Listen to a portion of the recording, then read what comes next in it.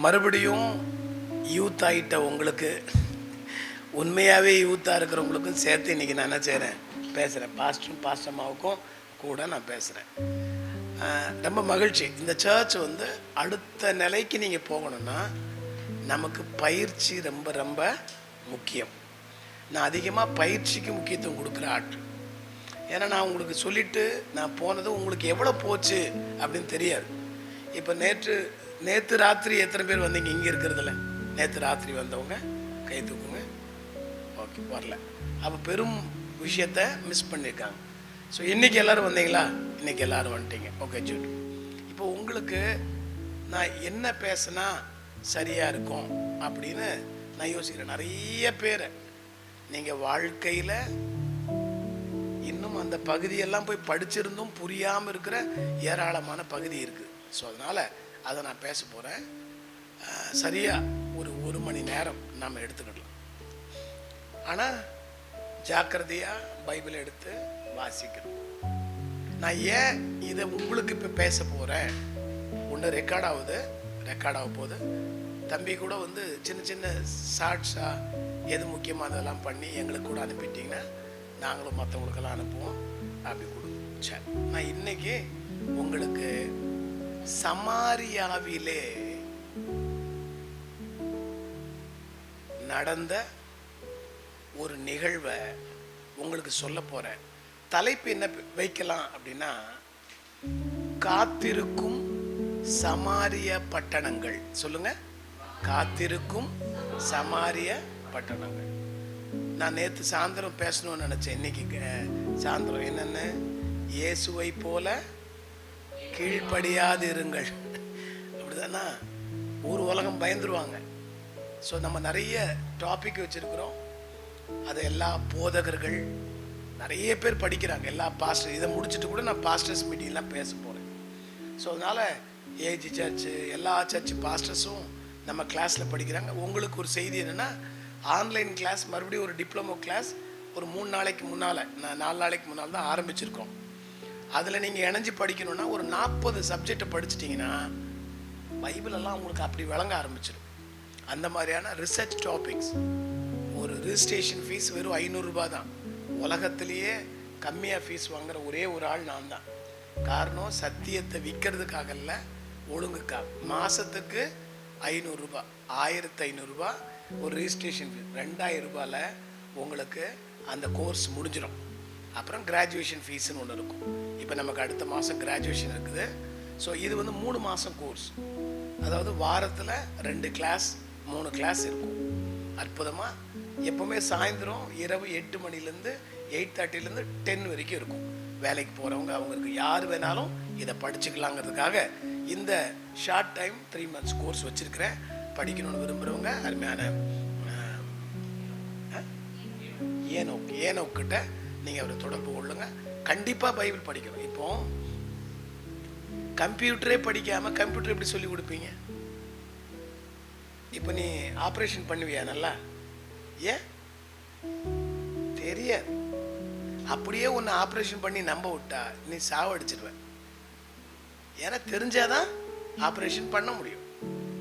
இப்போ நான் கூட மருத்துவர் தான், ஆனால் ஆப்ரேஷன் பண்ண முடியுமா? ஆப்ரேஷன் பண்ண தெரியாது. ஆகையால இன்னைக்கு ஒரு சப்ஜெக்டை, ஒரு வாலிப பெண்ணை உங்களுக்கு நான் அறிமுகப்படுத்தணும்னு இருக்கிறேன். அந்த வாலிப பெண் சமாரியாவில் இருந்தவன். சொல்லுங்க, சமாரியாவில். ரொம்ப ஜாக்கிரதையா இந்த பாடத்தை படிச்சுக்கங்க. உங்கள் வாழ்நாளிலும் ஒரு முறையும் கேட்காத விஷயத்தை உங்களுக்கு நான் சொல்லணும்னு நினைக்கிறேன். காரணம், அப்ப தலைப்பு என்ன இன்னைக்கு? காத்திருக்கும் சமாரியா பட்டணங்கள். சொல்லுங்க இன்னொரு எல்லாரும் முறை, காத்திருக்கும் சமாரியா பட்டணங்கள். சரி, வாசிக்கிறீங்களா? 4ஆம் அதிகாரம் 4வது வசனம்.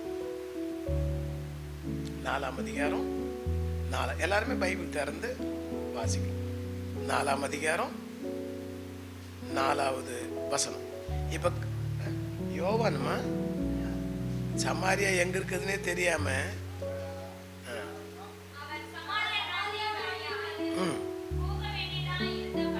போதும்.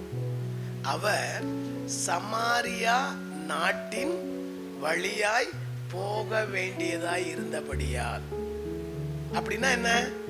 சமாரியா வழியா ஏதோ ஒரு இடத்துக்கு போக போறாரு. ஆன் த வே.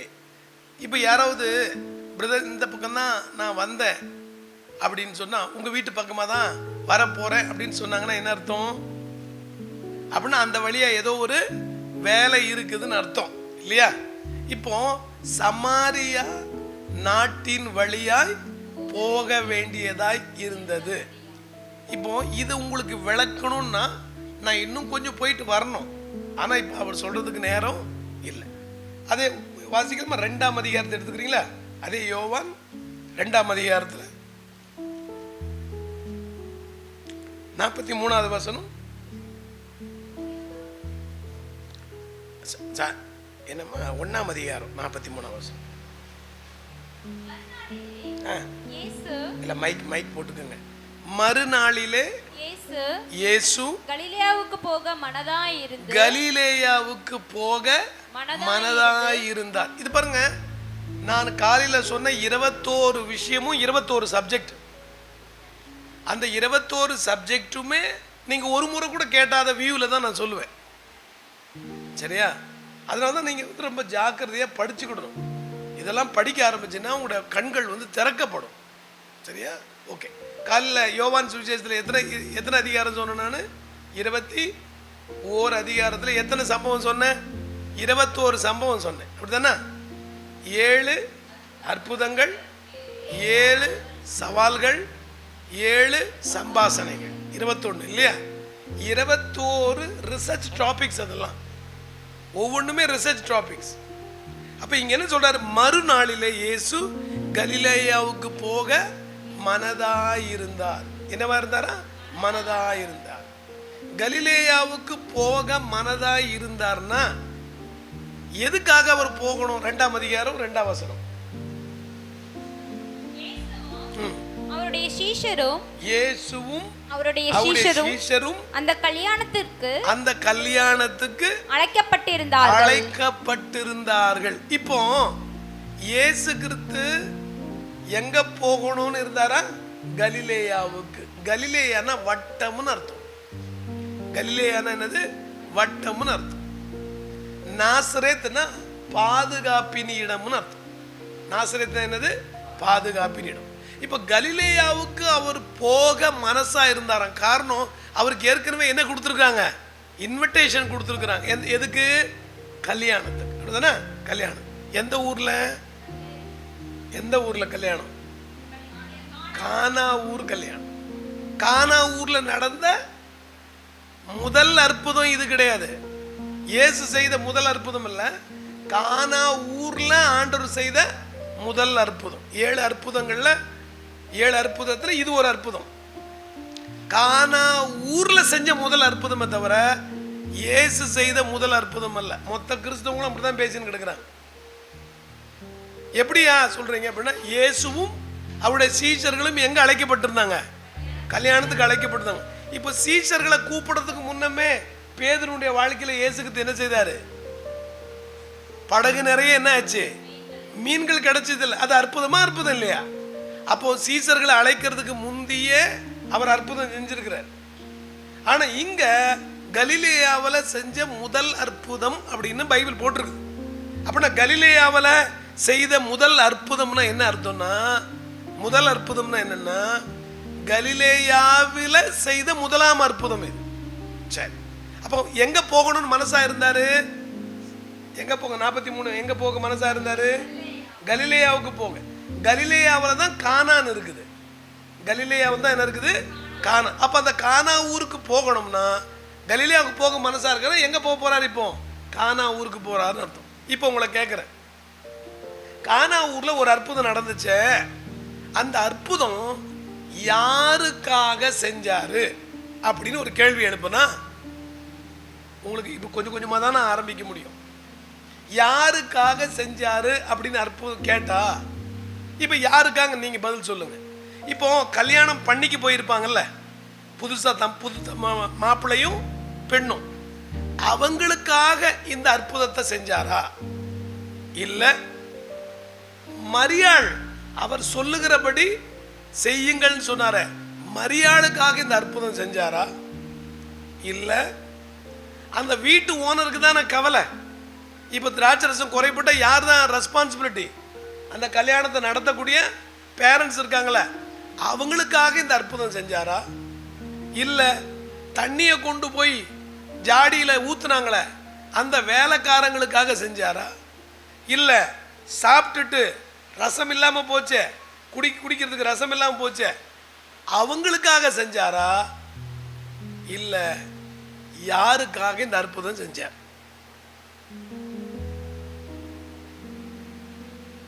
யாருக்காக இயேசு இந்த அற்புதம் செஞ்சார்?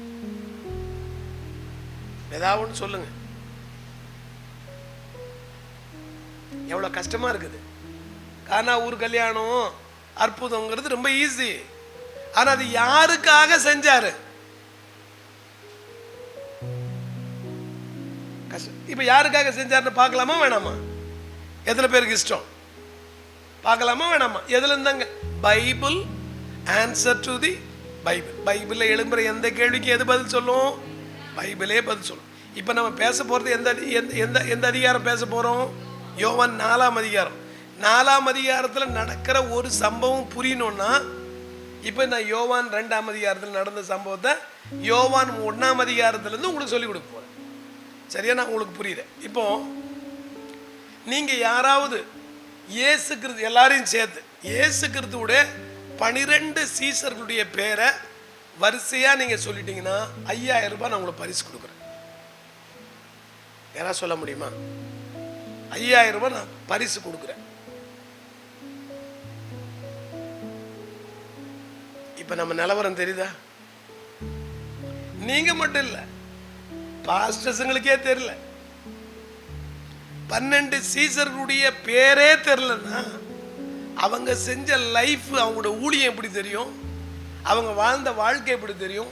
அது யாருக்கு எப்படி சொல்லுவோம்? தெரியாது. அதனால நான் இப்போ உங்களுக்கு சொல்றேன்.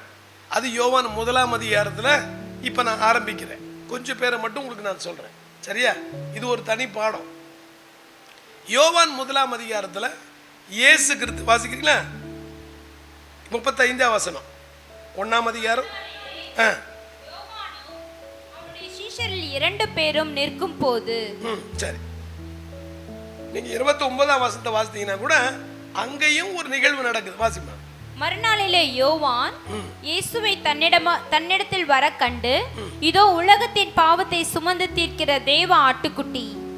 கவனிங்க, இயேசு கிறிஸ்து ஞான ஸ்நானம் எடுக்கும்போது என்ன வயசு? சும்மா சொல்லுங்க, தெரிஞ்சா சொல்லுங்க. என்ன வயசு?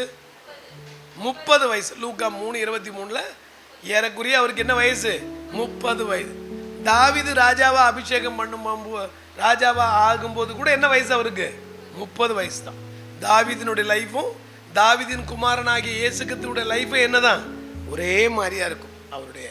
சரி, அது ஒரு ஒப்பனை. இப்போ இயேசு கிறிஸ்து யோவான் கிட்ட மூழ்கி ஞான ஸ்நானம் எடுத்தபோது யோவான் ஸ்நானகன் சொல்றாரு, இதோ உலகத்தின் பாவங்களை சுமந்து தீர்க்கிற தேவ ஆட்டுக்குட்டின்னு சொன்ன உடனே யோவானுக்கிட்ட இருந்த சீசர்கள்ல 2 சீசர்கள் இயேசுவுக்கு பின்னால போயிட்டாங்க. யாருக்கு பின்னால போறாங்க? இயேசுக்கு. இப்போ வாசிமா.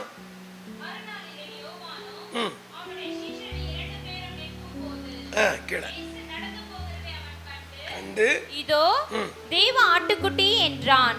அவன் அப்படி சொன்னதை அவ்விரண்டு சீஷரும் கேட்டு இயேசுவுக்கு பின் சென்றார்கள். 38. இயேசு திரும்பி அவர்கள் பின் செல்கிறதை கண்டு, என்ன தேடுகிறீர்கள் என்றார். அதற்கு அவர்கள், ரபி, நீர் எங்கே தங்கி இருக்கிறீர் என்று கேட்டார்கள். ரபி என்பதற்கு போதகரே என்ற அர்த்தமாம். கவனிங்க, இப்போ இயேசு கிறிஸ்துவ யோவான் ஸ்நானகன் இதோ உலகத்தின் பாவங்களை சுமந்து தீர்க்கிற தேவ ஆட்டுக்குட்டின்னு சொன்ன உடனே யோவான் ஸ்நானகனுடைய சீசர்கள் 2 பேர் யார் பின்னால போறாங்க? இயேசுக்கு பின்னால போறாங்க. அப்படி போன உடனே அவர் திரும்பி பார்த்து, என்ன தேடுறீங்க அப்படின்னு கேட்கிறார். உடனே இவங்க சொல்றாங்க, ரபி, நீர் எங்கே தங்கி இருக்கிறீன்னு கேட்கிறாங்க. இயேசுக்கு ஆரம்பிச்ச முதல் வார்த்தை, வந்து பாருங்கள். Come and see. சொல்லுங்க, எல்லாரும் சொல்லுங்க, வந்து பாருங்கள். மறுபடியும் சொல்லுங்க, வந்து எங்க ஆராதனைக்கு ஒரு முறை வந்து பாரு, எங்க சபைக்கு ஒரு முறை வந்து பாருங்கன்னு சொல்லணும், கூப்பிடணும். இயேசுக்கு தான் சொன்னாரு வந்து பாருங்கன்னாரு. அந்த ராத்திரியில போய் அவங்க தங்குறாங்க இயேசுவோட. எல்லாத்தையும் விவரமா சொல்லணும்னா டைம் ஆகும். அங்க போய் தங்குறாங்க. அப்படி தங்கின உடனே மறுநாள் காலையில அந்திரேயா ஒரே ஒரு ராத்திரி தான் இயேசுவோட தங்கினார். ஒரு ராத்திரி தான். ஒரே ஒரு ராத்திரியில அவங்களோட வாழ்க்கையே ஆயிடுச்சு, மாறி போச்சு. என்ன சொன்னாங்க பாருங்க, வந்து 30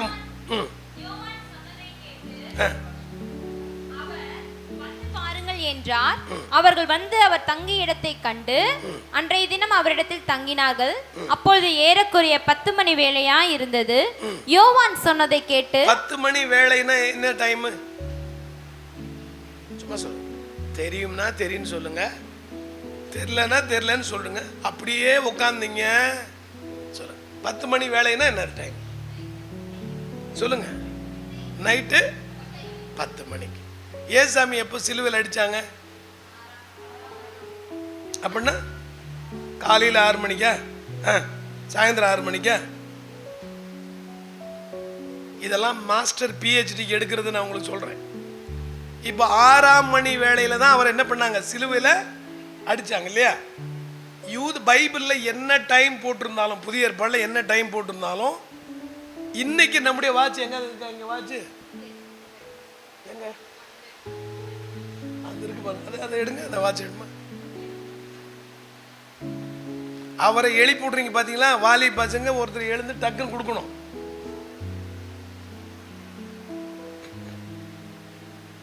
உங்களுக்கு புரியுதுங்க? உங்க வாழ்நாள் என்னைக்கும் கன்ஃபியூஸ் வரக்கூடாது, சாகிற வரைக்கும். அதுக்கா எத்தனை மணிக்கு? இப்போ என்ன டைமு? 2:30 1:30 கரெக்ட். இப்போ 6ஆம் மணி வேலையா இருந்துச்சு இருக்குல்ல பைபிள். 6ஆம் மணி வேலைன்னா 6க்கு நேரம் என்ன இருக்குது? அப்ப நம்ம நாட்டின் நம்முடைய நேரத்தின்படி எத்தனை மணிக்கு சிலுவையில் அடிச்சாங்க? 12 மணிக்கா? நீங்க பைபிள் தப்பா சொன்னீங்கிறதுக்காக தான் உங்களுக்கு சொல்றேன். இயேசுக்கு சிலுவையில் 6ஆம் மணி வேலையை அடிச்சாங்க. அடிச்சாங்களா? பைபிள் படிக்கணுமா வேணாமா? என்னுடைய சப்ஜெக்ட் எல்லாம் இருக்கு, தயவுசெய்து கொஞ்சம் கேளுங்க, போட்டு விடுங்க. உங்களுக்கு ரொம்ப டீப்பா எடுக்கிறதுக்கும் பயமா இருக்குது. அதான் 3ஆம் மணி வேளை. இயேசுவை சிலுவையில் அடிச்ச நேரம் என்னது? 3ஆம் மணி வேளை. அவர் வந்து சிலுவையில் தொங்கினது எப்போ? வந்து 6ஆம் மணி வேளையிலிருந்து 3ஆம் மணி வேளை வரைக்கும். சரிங்களா? இப்போ நான் சொல்றேன், இயேசுவை சிலுவையில் அடிச்ச நேரம் எங்க? 3ஆம் மணி வேளை. பைபிள்ல போட்டிருக்கோம், இருக்கா? வாசிங்க. இல்லையா? மத்தேயுலயோ மார்க்லயோ லூக்காவிலையோ யோவான்லயோ கடைசி அதிகாரத்தில் பாருங்க. இதெல்லாம் தெரியலன்னா நான் பாட்டு சொல்லிட்டு போயிற மாதிரி ஆயிடும். சொல்லுக்கும் போதே எடுக்க வேணாமா வசனத்தை?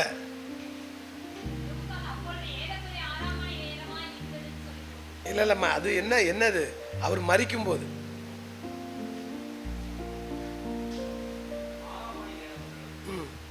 6ஆம் மணி நேரம் முதல் 9ஆம் மணி வேளை வரைக்கும் அவர் என்ன பண்ணாரு?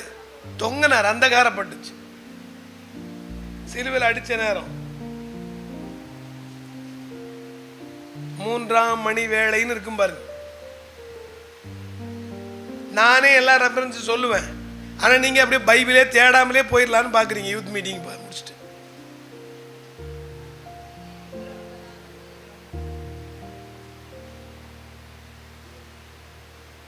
வசனம் இல்லையா?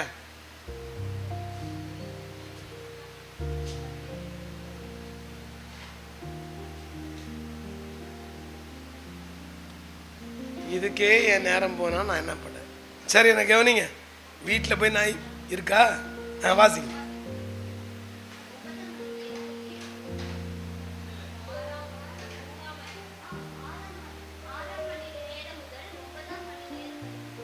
ஏம்மா, அது வந்து பூமி அந்தகாரப்பட்டதம்மா.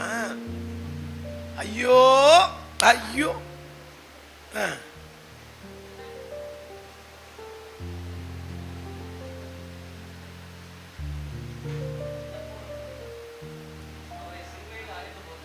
பழியா ஏன்னா ஏன் உயிரை வாங்குற? படி வசனத்தை சொல்லு, இவங்க எல்லாம் புரியட்டும். பைபிள் ஒரு முறையாவது படிக்கட்டும். அத மார்க்கு 15:25. இன்னொரு சத்தமா சொல்லு, உரைக்க சொல்லு. வாசிப்போம். அவரை சிலுவையில் அறைந்த போது என்ன வேலை? இப்ப 3ஆம் மணி வேலைன்னு இங்க போட்டுச்சுன்னா 3க்கு நேரம் என்ன இருக்குது? 9. அப்ப நம்ம நாட்டின் நேரத்தின்படி எத்தனை மணிக்கு சிலுவையில் அடிச்சாங்க அவரை? 9 மணிக்கு. சரியா?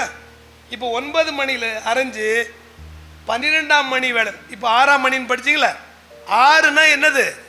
நேரம். 12லேருந்து 9ஆம் மணி வேலைன்னு போட்டுக்குதா? 3ஆம் மணி வேலைன்னு இருக்குதா? 6லேருந்து 3 வரைக்கும் அதுதானே போட்டிருக்கு. முதல் எத்தனை மணி? 9ஆம் மணி. இப்போ 6ஆம் மணி நேரம் முதல்னா எத்தனை மணிக்கு? 12. இப்போ 9ஆம் மணி வேலைன்னா என்னது? இங்க 9க்கு நேரம் என்ன இருக்குது? 3. அப்போ 12லேருந்து 3 வரைக்கும் தான் என்ன ஆச்சு? அவர் சிலுவையில் தொங்கினாரு, அந்தகாரப்பட்டாரு. இப்போ 10ஆம் மணி வேலையா இருந்துச்சு அப்படி நீங்க வாசித்தீங்களா? இப்போ என்ன டைம் சொல்லுங்க? 4 மணி. நீங்க நைட்டு 10 மணின்னு சொல்லி போனீங்கன்னா கஷ்டம். ஏசாமியோட சீசர்கள் தங்கின நேரம் என்ன? எத்தனை மணிக்கு? 4 மணிக்கு. புரியுதா? ஓகே. இப்போ உங்களுடைய வாட்சை எப்பவுமே பார்த்துக்கோங்க. பைபிளில் எந்த டைம் இருந்தாலும் அதுக்கு நேராக நீங்கள் பார்த்தீங்கன்னா அந்த டைம்னு அர்த்தம். சரிங்களா? ஓகே. இப்போ 10ஆம் மணி வேலையாக இருந்தது. இப்போ வந்துருங்க. ஏறக்குறைய 10ஆம் மணி வேலையாக இருந்தது. யோவான் 1ஆம் அதிகாரம். யோவான் 1ஆம் அதிகாரம் வாசிங்க. ஏறக்குறைய 10 மணி வேலையா இருந்தது. 10 மணி வேலையா இருந்தது. யோவான் சொன்னதை கேட்டு. அப்ப எத்தனை மணிக்கு இது நடக்குது? 4 மணிக்கு அவரோட தங்கத்துக்காக போறான். கேள. யோவான் சொன்னதை கேட்டு அவருக்கு பின் சென்ற 2 பேரில் ஒருவன் சீமோன் பேதுருவின் சகோதரனாகிய அந்திரேயா என்பவன். அந்திரேயா, ஆண்ட்ரூ. இயேசு கிறிஸ்துவினுடைய முதல் சீஷனுக்கு பேர் என்ன? அந்திரேயா. அவர்தான் இயேசுவை முத அங்கீகரிச்ச ஒரு சீசன். 2வது ஒரு சீசன் இருக்கிறார், அவரோட பேர் எழுதப்படல. அந்திரேயா பேர் சொல்லுங்க. முதல் பேர் என்ன? அந்திரேயா. இப்போ அந்திரேயா முதல் சீசனா இருக்கிறாரு. இப்போ அந்திரேயா போய் இப்போ என்ன செய்யறாரு? தன்னுடைய சகோதரன் சீமோன் வாசிங்க. அவன் முதலாவது தன் சகோதரனாகிய சீமோனை கண்டு மேசியாவை கண்டோம் என்று சொன்னான். மேசியாவை கண்டு. இப்போ முதல்ல கண்டது யாரு? அந்திரேயா. இப்போ இயேசுவின் 2வது சீசன் பேர் என்னது? பேதுரு. இவங்க 2 பேருமே யோனாவின் குமாரர்கள். யாருடைய குமாரர்கள்? பேதுருவை பார்த்து ஆண்டவர் சொன்னார்ல 21ஆம் அதிகாரத்துல, யோனாவின் குமாரனாகிய சீமோனே. அப்ப இவங்க அப்பா பேர் என்னது? யோனா. அப்போ அந்திரேயாவும் பேதுருவும் 2 சீசர்கள் ஆயிட்டாங்க. இப்போ இந்த 2 சீசர்களுமே இப்போ என்ன பண்றாங்க? இதுல அந்திரேயா போய் மறுபடியும் யாருக்கு சொல்றாங்க? அடுத்த சீசர் யாரு பாருங்க. இல்ல அடுத்தது 42. பின்பு அவனை இயேசுவினிடத்தில் கூட்டிக் கொண்டு வந்தான். இயேசு அவனை பார்த்து, நீ யோனாவின் மகனாகிய சீமோன், நீ கேபா எனப்படுவாய் என்றார். கேபா என்பதற்கு பேதுரு என்று அர்த்தமாம். இப்போ எத்தனை சீசர்கள் வந்துட்டாங்க? 2 சீசர்கள். இயேசுவோட முதல் சீசன் யாரு? 2வது சீசன் பேர் என்ன? பேதுரு. இப்போ 3வது சீசனை 42ஆம் வசனம் 43. மறுநாளிலே இயேசு கலிலேயாவுக்கு போக மனதாயிருந்து பிலிப்புவை கண்டு, நீ எனக்கு பின் சென்று வா என்றார். இப்போ எத்தனாவது சீசன் இது? 3வது சீசன். யார் பேர் என்ன? பிலிப். அப்ப முதல் வந்து அந்திரேயா, 2வது வாய் திறந்து சொல்லுங்க பேதுரு, 3வது பிலிப். சரிங்களா? பிலிப். இந்த 3 பேருமே ஒரே ஊருக்காரங்க. இந்த 3 பேருமே ஒரே ஊருக்காரங்க. எந்த ஊர்னா? பெத்சாயிதா. வாசி அந்த வசனத்தை வாசி. பிலிப் என்பவன் அந்திரேயா பேதுரு என்பவர்களுடைய ஊராகிய பெத்சாயிதா பட்டணத்தான். பாத்தீங்களா? பெத்சாயிதா பட்டணத்தை குறித்து ஞாபகம் இருக்குதா உங்களுக்கு? பெத்சாயிதா குருடன் கேள்விப்பட்டீங்களா? பெத்சாயிதாவில் ஏராளமான அற்புதங்களை ஆண்டவர் செஞ்சார். ஆனா அந்த பட்டணத்தை பார்த்து சொன்னார், பெத்சாயிதாவே உனக்கு ஐயோ கொராசினே உனக்கு ஐயோ. உங்கள செஞ்ச அந்த அற்புதத்தை மட்டும் நான் சொதேம் குமேரல செஞ்சிலாவது அதுவே மனம் திரும்பி இருக்கும். அவ்வளோ அற்புதங்களை செஞ்சியும் இந்த பெத்சாய்தா பட்டணத்திலிருந்து ரட்சிக்கப்படவே இல்லை. நிறைய பேர் மனம் திரும்பவே. இப்போ எத்தனை சீசர் ஆயிட்டாங்க? இப்போ யார் யாரு? அந்திரேயா, பேதுரு, பிலிப்பு. இப்போ இந்த பிலிப்பு போய் யார் அப்ப சந்திக்கிறாரு? வாசிக்கலாமா? வாசிக்கலாம். பிலிப்பு என்பவன் நாத்தான்வேலை கண்டு, நியாயப்பிரமாணத்திலே மோசேயும் தீர்க்கதரிசிகளும் எழுதியிருக்கிறவரை கண்டோம், அவர் யோசேப்பின் குமாரனும் நாசரேத் ஊரானுமாகிய இயேசுவே என்றான். கவனிங்க, இப்போ பிலிப்பு போய் யார்கிட்ட போய் சொல்றாரு? நாத்தான்வேல் கிட்ட போய் சொல்றாரு. நாத்தான்வேல் கிட்ட பாருப்பா, மேசியாவை கண்டோம். சொல்லுங்க எல்லாரும் வாயத்தரன்னு சொல்லுங்க. யாரை கண்டோம்?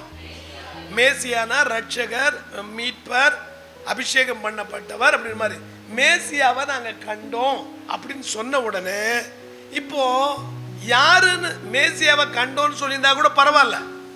அவர் யாருன்னா நாசரேத் ஊருக்காரரும் யோசேப்பின் குமாரன் சொன்ன டென்ஷன் ஆயிட்டார். யாரு? நாத்தான்வேல் என்ன பண்ணிட்டாரு? டென்ஷன் ஆயிட்டார். ஏன் டென்ஷன் ஆயிட்டார்னா, நாத்தான்வேல் கொஞ்சம் படிச்சவர்.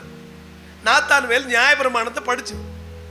நாத்தான்வேல் ஏன் டென்ஷன் ஆனார்னா, நாசரேத் ஊர்ல இருந்து ஒரு தீர்க்கதரிசி கூட வரமாட்டான். 7ஆம் அதிகாரம் யோவான் 7ஆம் அதிகாரம் 41, 42, 52,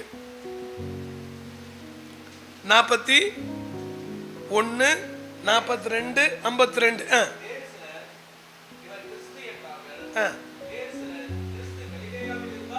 பாத்தீங்களா? கிறிஸ்து கலிலேயாவில் இருந்தா வருவார்னா என்ன அர்த்தம்? கலிலேயாவில் இருந்து என்ன பண்ண மாட்டாரு?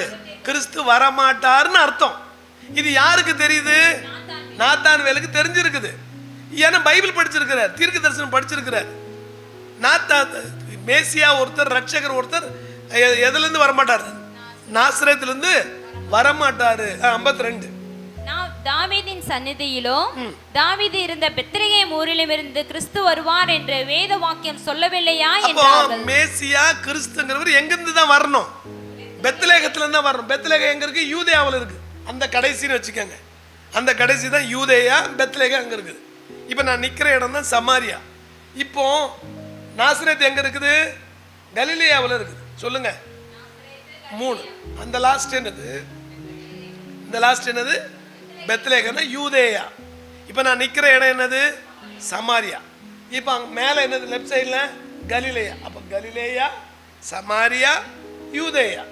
இப்போ இயேசு கிறிஸ்து வளர்ந்த இடம் எது? நாசரேத். நாசரேத்ல பாதுகாப்பின் இடம் கலிலேயாவில் இருக்குது. இப்போ நான் நிக்கிற இடம் என்னது? சமாரியா. இப்போ இயேசு கிறிஸ்து பிறந்த இடம் எது?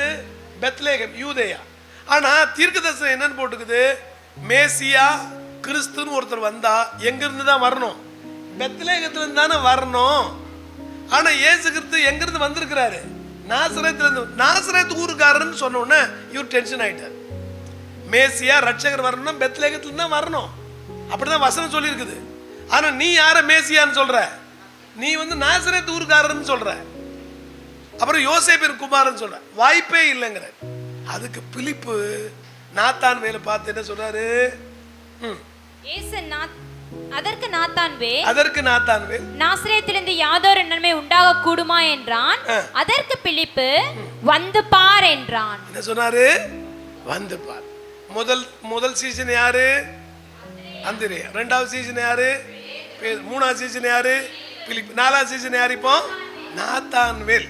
நாத்தான்வேல் சொன்னபோது இப்போ அவரு பைபிள் அப்படி இல்லை, நியாயப்பிரமாணத்தில் அப்படி இல்லை, தீர்க்க தரிசனத்தில் அப்படி இல்லைன்னு நாத்தான்வேல் சொன்ன உடனே பிலிப்பு கையை தூக்குறாரு. அதெல்லாம் எனக்கு தெரியாது, வந்து பாருங்க. இப்போ நாத்தான்வேல் இப்போ வந்திருக்காரு. நாத்தான் ஏல். ஏல் மீன்ஸ் காட். நத்தானி ஏல், யோ ஏல், தானி ஏல், சாமு ஏல். ஏல்னா என்னது? காட் அப்படின்னு, கடவுள் அப்படின்னு. ஏல் மீன்ஸ் காட்.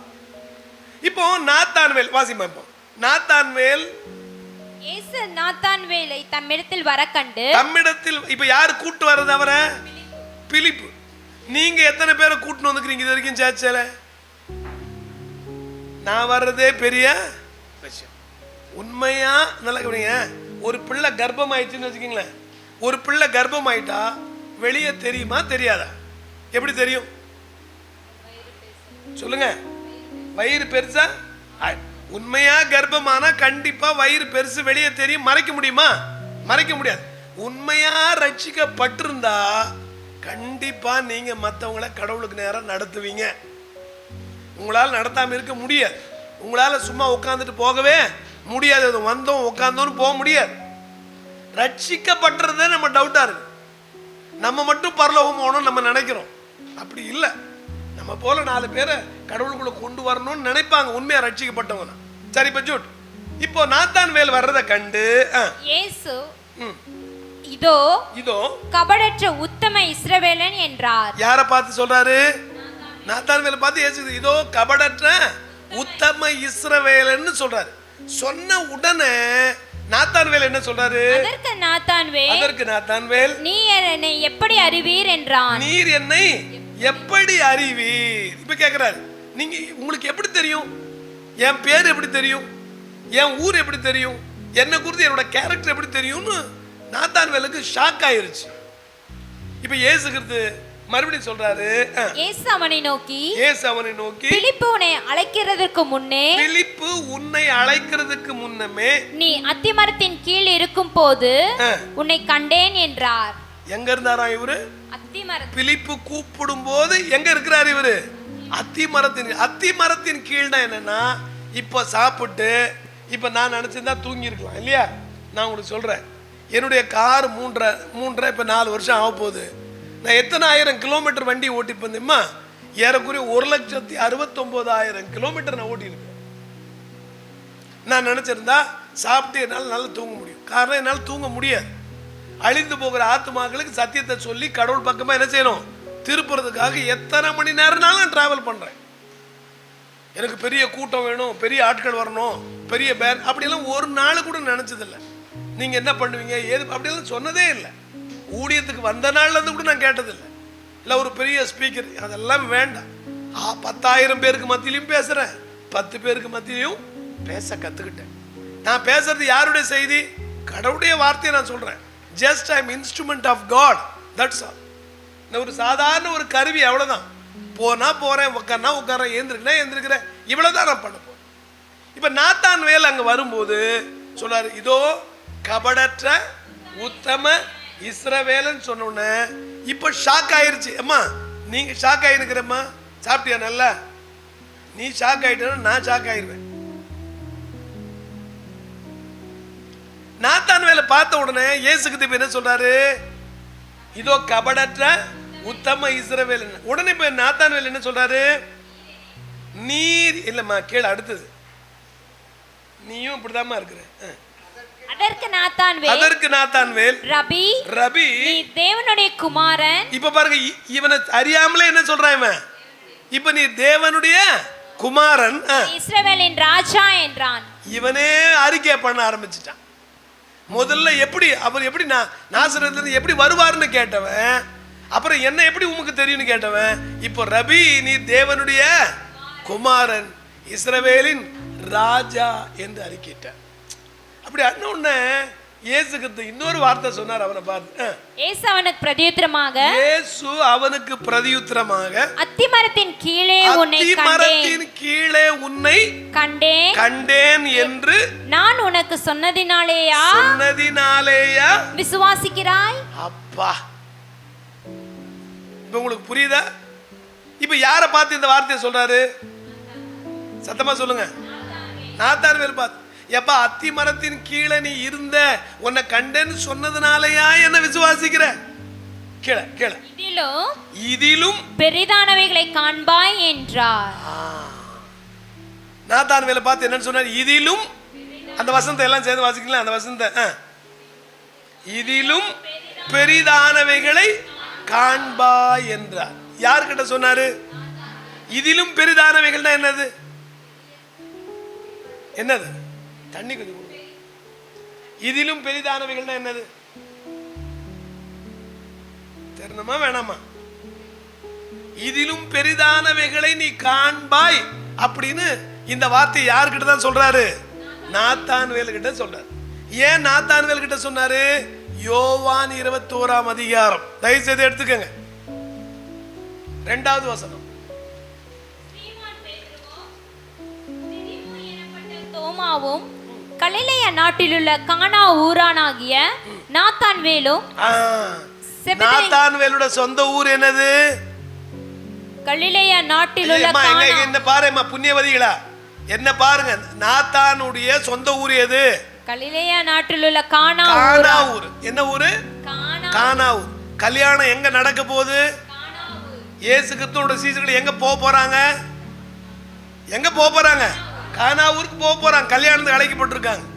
இப்போ மறுநாளில எங்க போகணும்னு நினைக்கிறாரு? கானா ஊருக்கு போகணும். கலிலேயாவுக்கு கானா ஊருக்கு போகணும்னு நினைக்கிறாரு. ஆனா இப்போ கானா ஊருக்காரன் யாரு?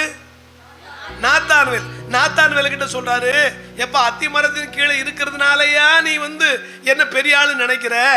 இதிலும் பெரிதானவைகளை நாளைக்கு உங்க ஊர்ல உங்க சொந்த ஜனங்க மத்தியில நான் செய்ய போறேன். அப்போ இதிலும் பெருசா உங்களை காட்ட போறேன். அப்ப இந்த அற்புதம் செய்ததே யாருக்காக தான்? நாத்தான்வேலுக்காக. எளவு இது புரியாமதான் இந்த அற்புதமே யாருக்காக தான் செய்யறாரு? அப்போ இதிலும் பெரிதானவைகளை நீ காண்பாய். எங்க காண்பாய்? நாளைக்கு கானா ஊர்ல எல்லாருக்கும் மத்தியில, உன் ஜனங்களுக்கு மத்தியில நான் ஒரு அற்புதத்தை செய்ய போறேன். அங்கதான் தண்ணீரை திராட்சை ரசமாய் மாற்றினார். செஞ்சது யாருக்காக அற்புதம்? நாத்தான்வேலுக்காக. இப்ப அந்த அற்புதம் எல்லாருமே அனுபவிக்கிறாங்க. யாரெல்லாம் அனுபவிக்கிறாங்க? அந்த வீட்டு ஓனரும் அனுபவிக்கிறார். கல்யாணத்துல ஒன்னா சேர போற பிள்ளைகளுக்காகவும், அங்க குடிச்சவங்களுக்கு, திராட்சரசம் குடிச்சவங்களுக்காகவும், பந்தி விசாரிக்கிறதுக்காகவும், வேலைக்காரர்களுக்காகவும், சீசர்களுக்காகவும் கூட இவங்க எல்லாம் அனுபவிச்சாங்க. இது போல இப்ப நம்ம எத்தனாம் அதிகாரம் பார்க்க போறோம்? 4ஆம் அதிகாரம். இப்ப யோவான் 4:4 வாசிக்கலாமா? 1:43 தானே நீங்க வாசித்தீங்க. மறுநாள்ல அவர் கலிலேயாவுக்கு போக மனதாய் இருந்தார் அப்படின்னு இருக்கு இல்லையா? அப்போ இப்ப இங்க வாசிக்க எல்லாம் சேர்ந்து வாசிக்கம்மா. எல்லாரும் பைபிள் எடுங்க. 4ஆம் அதிகாரம் 4ஆம் வாசனம் எல்லாம் திரும்ப. யோவான் 4:4 எல்லாம் சேர்ந்து வாசிக்கலாமா? வாசிங்க. அப்பா, சமாரியா நாட்டின் வழியாய் கலிலேயாவுக்கு போக வேண்டியதா இருந்ததுன்னா அப்ப முக்கியமா யாரை சந்திக்கணும்னு பிளான்? நாத்தான்வேலை பார்க்கணும்னு அவருடைய பிளான். நாத்தான்வேலை கடவுளுக்குள்ள நடத்தணும்னு பிளான். இப்போ சமாரியா நாட்டின் வழியா போக வேண்டியதா இருக்குதுன்னா ஏதோ ஒரு முக்கியமான வேலை இருக்குதுன்னு அர்த்தம். இது வரைக்கும் அந்த பணி என்ன, அந்த வேலை என்னன்னு மட்டும் இன்னைக்கு பார்க்கணும். இது ஒரு ஆராய்ச்சி கட்டுரை. இதெல்லாம் உங்களுக்கு யூடியூப்ல இல்லை, எங்க கேட்டாலும் கிடைக்காது. அதனால தான் உங்களுக்கு நான் சொல்லிக் கொடுக்கணும்னு நினைக்கிறேன். இப்போ வாசிங்க அடுத்த வசனம். 9ஆம் வசனம் வாசிங்க. யூதர்கள் சமாரியருடனே சம்பந்தம் கலவாதவர்கள் ஆனபடியினால். யூதர்கள் சமாரியருடனே சம்பந்தம் கலவாதபடியினால். என்ன யார் யார் கலக்க மாட்டாங்களா? யூதர்களும். இப்ப நல்ல கவனி, என்ன பாருங்க, என்னுடைய வலது பக்கம் எந்த தேசம்? புதிய ஏற்பாடுல இஸ்ரவேல் 3 நாடா பிரிஞ்சிருச்சு. இந்த பக்கம் வலது பக்கம் எந்த நாடு? யூதேயா. இப்ப நான் நிக்கிற இடம் எது? சமாரியா. என்னுடைய இடது பக்கம் என்னது? கலிலேயா.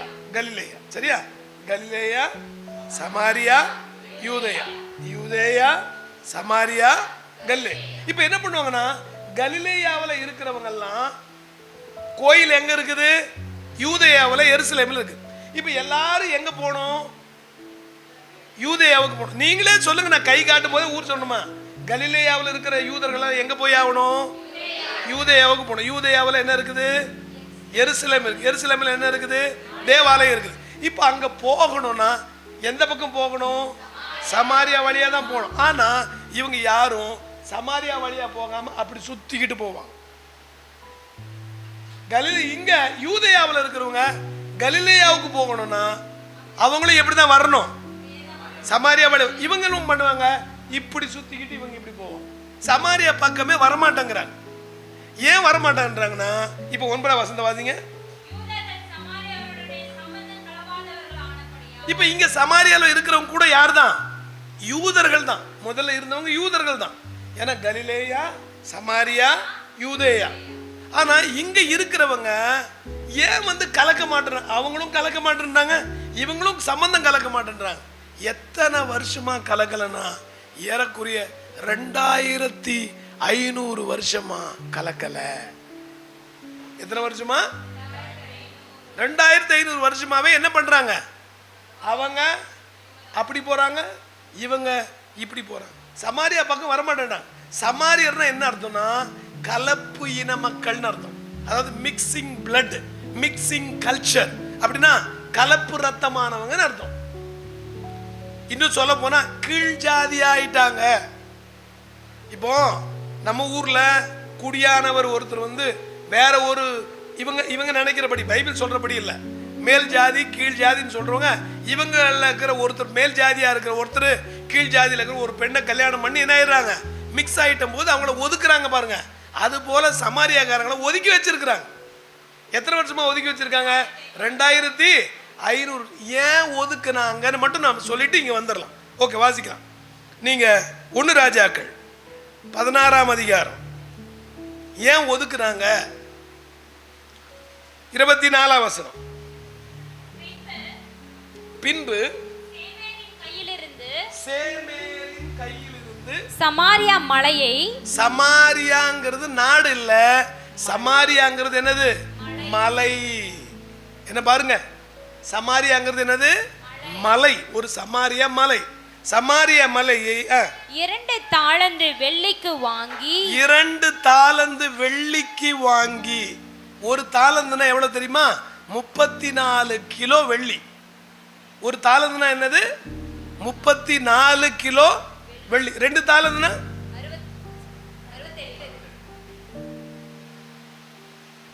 ஏறக்குறைய 68 இல்ல 70 இல்ல 80, சில நேரத்தில் கொஞ்சம் வித்தியாசம் இருக்கும். ஆக ஏறக்குறைய 68 கிலோ வெள்ளிய கொடுத்து அந்த மலையை வாங்கினாங்க. இத்தனை எவ்வளவு கொடுத்தாங்க? 68 கிலோ கொடுத்து, வெள்ளியை கொடுத்து ஒரு மனுஷங்கிட்ட இருக்கிற மலையை, சேமீருங்கிற மலையை ராஜா, அதாவது உம்ரி, இந்த மலையை வாங்கி அதுக்கு அந்த எஜமானனுடைய பேர்ல சமாரியா என்று பேரை வைத்தான். கவனிங்க, சமாரியாங்கிறது என்னது? ஒரு மலை. எவ்வளவு வெள்ளி கொடுத்தாங்க? 68 கிலோ வெள்ளியை கொடுத்து இந்த மலையை வாங்கினாங்க. வாங்கிட்டு அதுக்கு பேர் என்ன வச்சாங்க? சமாரியான்னு பேர் வச்சாங்க. இப்ப கவனிங்க, இஸ்ரேல் நாடு பழைய ஏற்பாட்டுல 2ஆ பிரிஞ்சிருச்சு. இப்ப புதிய ஏற்பாட்டுல எத்தனை பிரிஞ்சிச்சுன்னு சொன்னேன்? 3. என்னென்னது?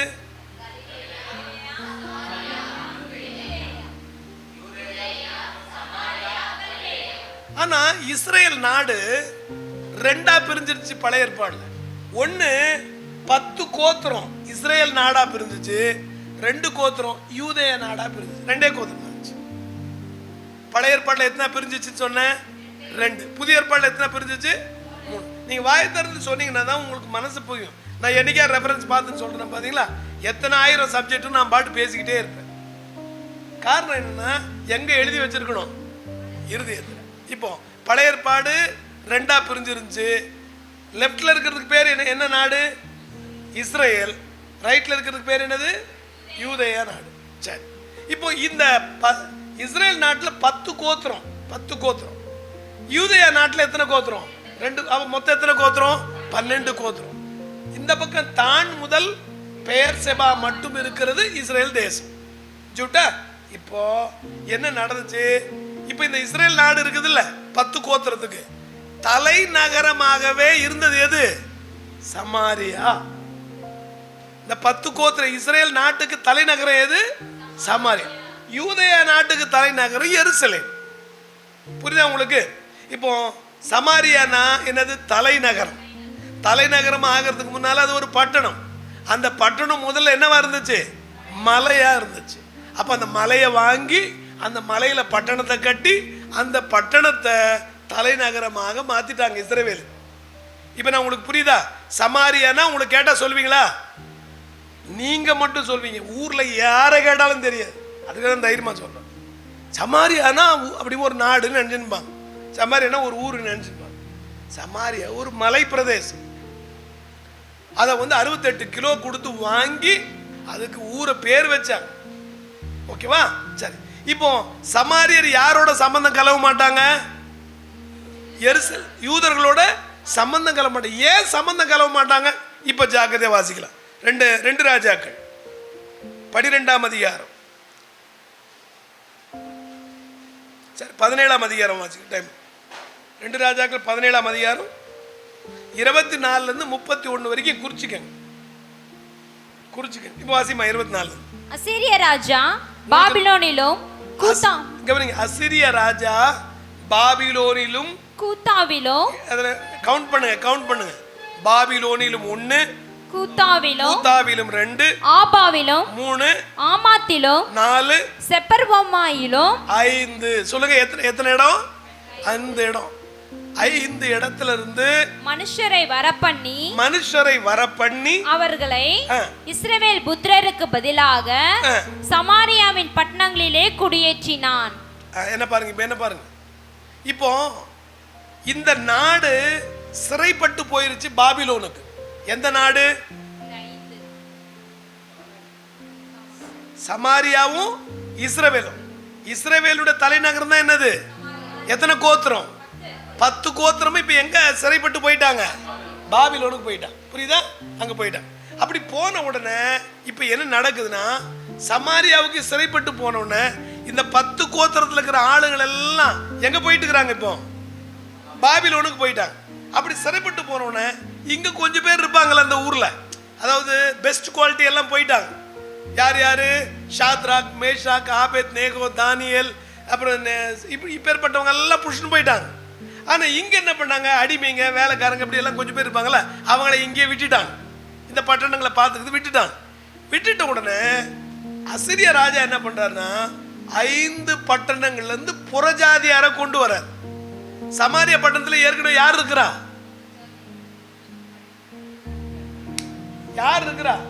யூதர்கள் தான் இருக்கிறாங்க. யார் இருக்காங்க? யூதர்கள், இஸ்ரவேல் தான் இருக்காங்க.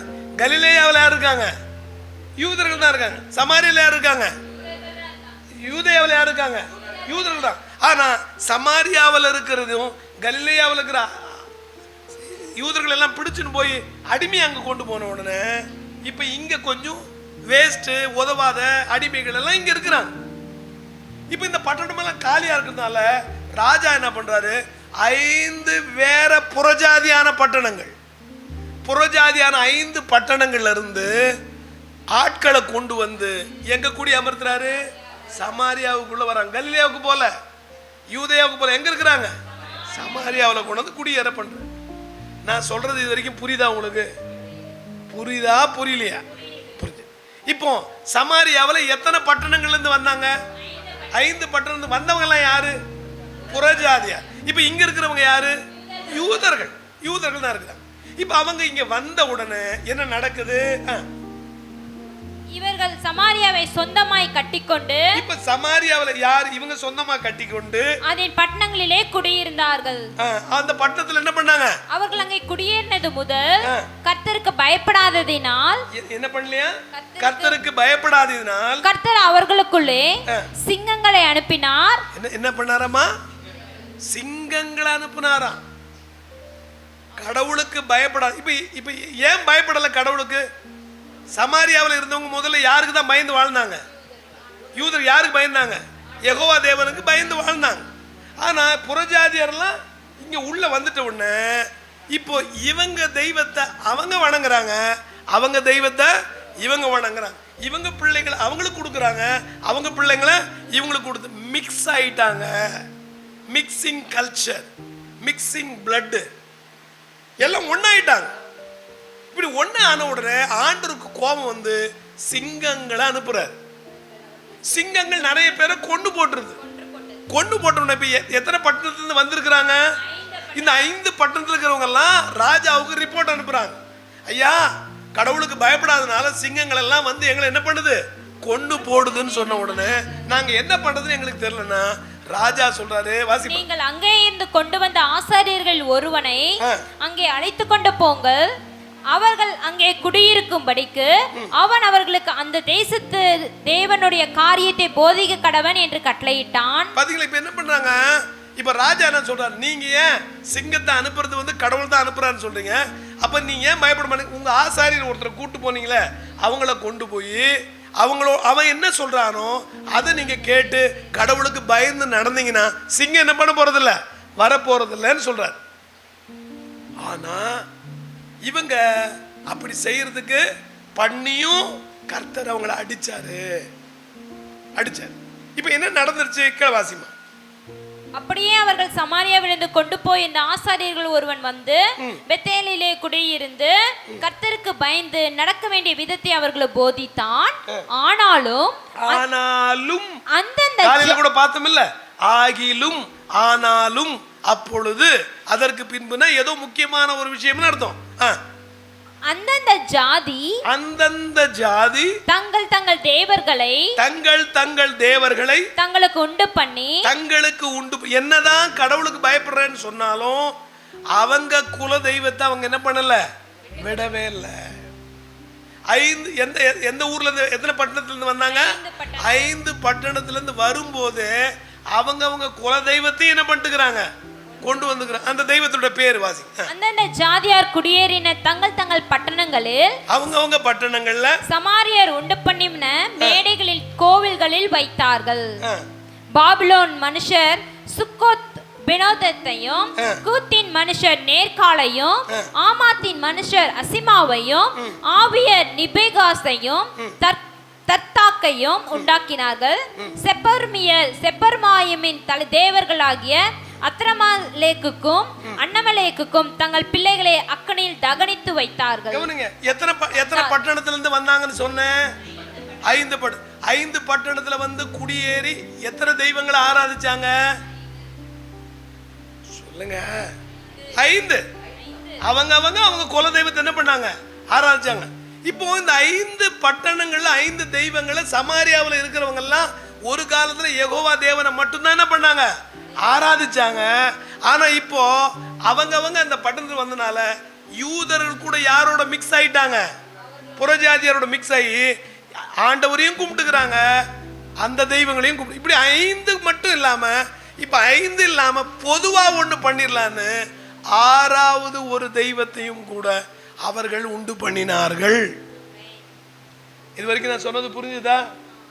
ஏற்கனவே எத்தனை தெய்வங்கள் இருந்துச்சு அவங்களுக்கு? 5 பட்டணத்திலிருந்து வந்ததுனால 5 குலத்தாரும் அவங்க தெய்வத்தை ஆராய்ச்சாங்க. அது இல்லாம 6வது ஒரு தெய்வத்தை உண்டு பண்ணி அதுக்கு தீ கடக்கிறதையும் பிள்ளைகளையும் பலி கொடுப்பாங்க. எப்படி கொடுப்பாங்கன்னா, இப்படி வெங்கலத்துல இருக்கும், வெங்கலத்துல ஒரு சிலை இருக்கும், வெங்கலத்துல சிலை வச்சு கீழே வந்து அடுப்பு நெருப்பி விடுவாங்க. குழந்தை பிறந்துச்சு, முதல் குழந்தைய நான் கடவுளுக்கு கொடுக்குறேன்னு சொல்லிடுவாங்க. முதல் பிள்ளைய யாருக்கு கொடுக்கணும்னு யார் சொன்னது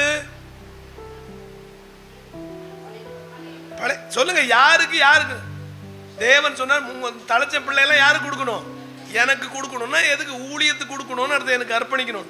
ஆனா இவங்களும் அதே மாதிரி பார்த்து மோளேக்கு என்கிற தெய்வத்துக்கு புதுசா உண்டு பண்ணி பிள்ளைங்களை எல்லாம் கொண்டு போய் பச்சைலம் குழந்தைய டம்ம டம்ம டம்ம டம்ம டம்மன்னு அடிக்கும் போது, ஓன்னு சத்தம் போடும்போது குழந்தைய கொண்டு போய் வெங்கல கை அப்படி கன கன கன கன கனன்னு இருக்கும்போது சுட பண்ணி அப்படியே நெருப்பு மாதிரி இருக்கும், அது மாதிரி வச்ச உடனே சுட்டு அப்படியே செத்துரும். அதுக்காக தான் அந்த மேல தாளெல்லாம் சத்தம் போட்டு கத்துவாங்க. அந்த சத்தத்துல யார் சத்தம் கேட்காம போயிடும், குழந்தை சத்தமே கேட்காம செத்துரும். வச்ச உடனே சுருண்டு செத்துரும், வச்ச உடனே செத்துரும். அதனால்தான் 5 ஏற்கனவே இருக்கிற தெய்வத்தை வணங்கினது இல்லாம 6வது ஒரு பொதுவான தெய்வத்தை செஞ்சு அதுக்கெல்லாம் என்ன பண்றாங்க, இப்போ தீ கடக்கிறதும் அதெல்லாம் பண்றாங்க. இப்படி பண்ணது. இப்போ சமாரியா நாடுனா என்னன்னு, சமாரியா பட்டணம்னா என்னன்னு, சமாரியா மலைனா என்னன்னு தெரியும். சமாரியா மலை எத்தனை எவ்வளோ தாளந்து கொடுத்து வாங்கினாங்கன்னு தெரியும். அது எப்போ பட்டணமா மாறிச்சுன்னு தெரியும். அதுக்கப்புறம் இது தலைநகரமா மாறிச்சுன்னு. இப்போ என்ன நடந்துச்சு அப்படின்னா, இப்போ என்ன நடந்துச்சுன்னா, பாபிலோனுக்கு போனாங்கல்ல ஜனங்க, அவங்க எத்தனை வருஷம் கழிச்சு திரும்பி வராங்க? காலில் கூட பார்த்தோமா இல்லையா? எத்தனை வருஷம் கழிச்சு?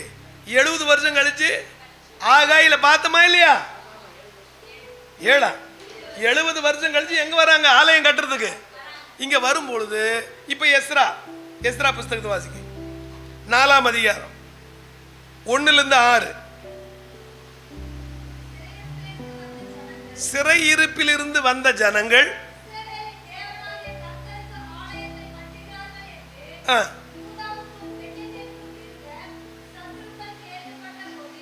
சத்துருக்கள் கேள்விப்பட்ட போது அவர்கள் செருபாபேல் இடத்துக்கும் வந்து உங்களோடு கூட நாங்களும் கட்டுவோம்,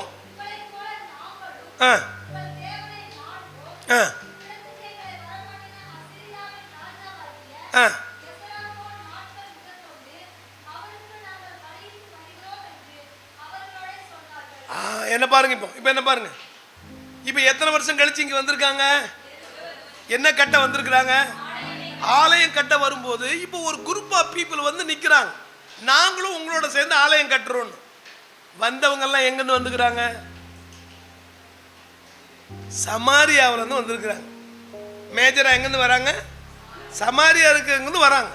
நாங்க கூட உங்களோட சேர்ந்து என்ன பண்றோம், ஆலயத்தை கட்டுறோம். இப்ப எங்கிருந்து ஆலயம் கட்ட வந்திருக்காங்க, ஆலயம் எங்க கட்டுறாங்க, யூதேயா எருசலேமில் கட்டுறாங்க. இப்போ கலிலேயால இருக்கிறவங்க வந்திருக்காங்க, அப்படிதானே? இப்போ எங்கிருந்து வரணும், எங்க போனோம், எல்லாருமே யூதேயாவில் போய் கட்டலான்னு போனா, யூதேயாவில் இருக்கிற நாங்களும் உங்களோட கூட சேர்ந்து ஆலயம் கட்டுறோம். ஏன்னா அசிரியா எங்களை இங்கே கொண்டு வந்த நாள் முதல் நாங்களும் உங்கள் கடவுளை ஆராதிக்கிறோம், நாங்களும் உங்களை தான் உங்கள் ஆண்டவர் தான் வணங்குறோம், அதனால் நாங்களும் உங்களோட சேர்ந்து ஆலயம் கட்டுறோம்னு வரும்போது அவங்க என்ன சொன்னாங்க,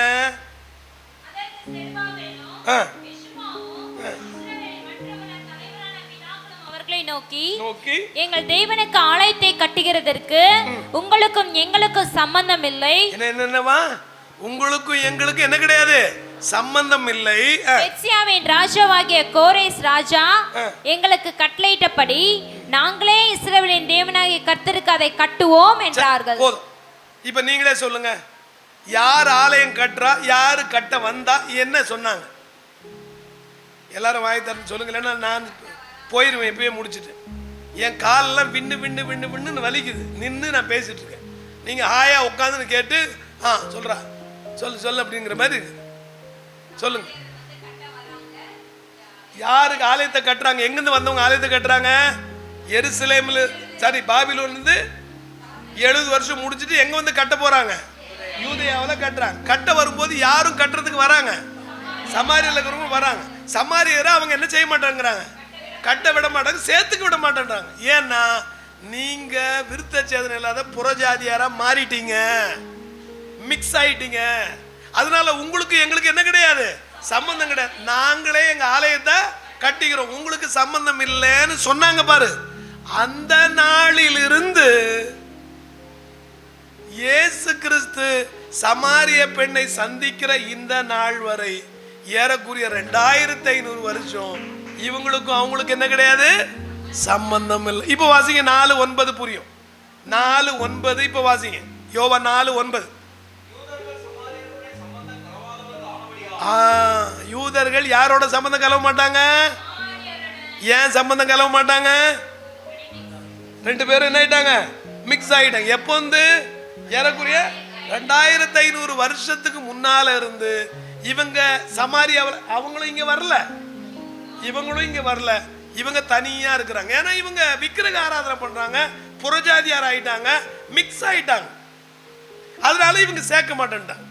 அப்ப 2500 வருஷத்துக்கு கழிச்சு இயேசு கிறிஸ்து முதல் முறையா சமாரியா நாட்டின் வழியாய் போக வேண்டியது இருந்தது. வாசிக்க மறுபடியும் 4:4. அப்பா, எத்தனை வருஷம் கழிச்சு இந்த நிகழ்வு வரப்போகுது, ஏறக்குறைய 2500 வருஷமா வரும்போது ஒரு யூதன் முதலா சமாரியாவுக்கு போறான். இப்ப அங்கிருந்து வாசிக்கலாமா, 5ஆம் வசனத்துல வாசிங்க. இப்ப எல்லாரும் அதை தெரிந்துக்க, வேற எங்கேயும் போல, இப்ப அங்க மட்டும் தான் போறேன், உங்களுக்கு ஒரு பேக்ரவுண்ட் சொல்றது தான் போயிட்டு வந்து. இப்ப வாசிங்க. யாக்கோபு தன் குமாரனாகிய யோசேப்புக்கு கொடுத்த நிலத்துக்கு அருகே இருந்த சமாரியாவில் உள்ள சீகார் எனப்பட்ட ஊருக்கு வந்தார். சீகார் என்கிற ஊருக்கு வந்தார். அங்கே யாக்கோபுடைய கிணறு இருந்தது. அங்கே யாக்கோபின் கிணறு இருந்தது. இயேசு பிரயாணத்தினால் இளைப்படைந்தவராய் அந்த கிணற்றின் அருகே உட்கார்ந்தார். அப்பொழுது ஏறக்குறைய 6ஆம் மணி வேளையாய் இருந்தது. அப்பா, இப்ப டைம் என்ன? Super super. இப்ப புரியுதா உங்களுக்கு? அதாவது எப்போ என்ன வந்தாலும் ஒரு முறை படிச்சிட்டீங்கன்னா அதுக்கப்புறம் எல்லாம் கிளிக் ஆயிரும். 6 சொன்ன உடனே இப்ப உங்களுக்கு என்ன ஞாபகம் வருது? 12. 5ஆம் மணி வேலைன்னு இருந்தா என்ன என்ன என்ன டைம்? 11. 11th ஹவர்னு சொல்றாங்கல்ல. என்னடா 11th ஹவர்ல வந்து சொல்ல கடைசி முடிய போகுது நாள்.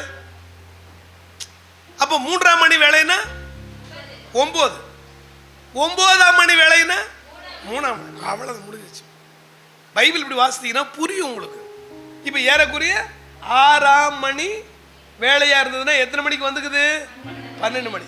12 மணிக்கு இயேசு கிறிஸ்துவோட இருந்தவங்க எல்லாரும் சாப்பாடு வாங்குறதுக்கு ஊருக்கு போயிட்டாங்க. வாசிங்க, இந்த வசனத்தை வாசிங்க. அவருடைய சீஷர்கள் போஜன பதார்த்தங்களை கொள்ளும்படி ஊருக்குள்ளே போயிருந்தார்கள். சாப்பாடு வாங்குறதுக்கு எத்தனை பேர் போகலாம்? 1-2 பேர் என்ன செய்யலாம்? இவங்க மொத்த பேருமே போட்டாங்க பிளான் பண்ணி. யாரை தனியா விட்டுட்டு?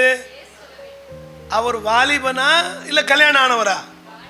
அப்பா, நீங்கெல்லாம் யாரு சொல்லுங்க? வாலிபர்களா இல்லையா?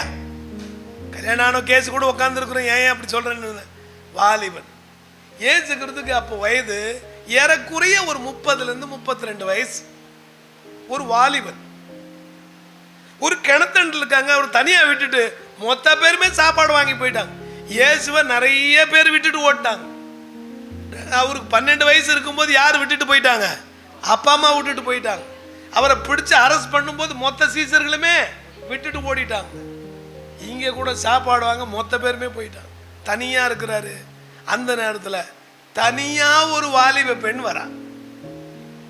நான் சொல்றது உங்களுக்கு புரியுதா? தனியா ஒரு வாலிப பெண் வரா. வாசிக்கலாம்.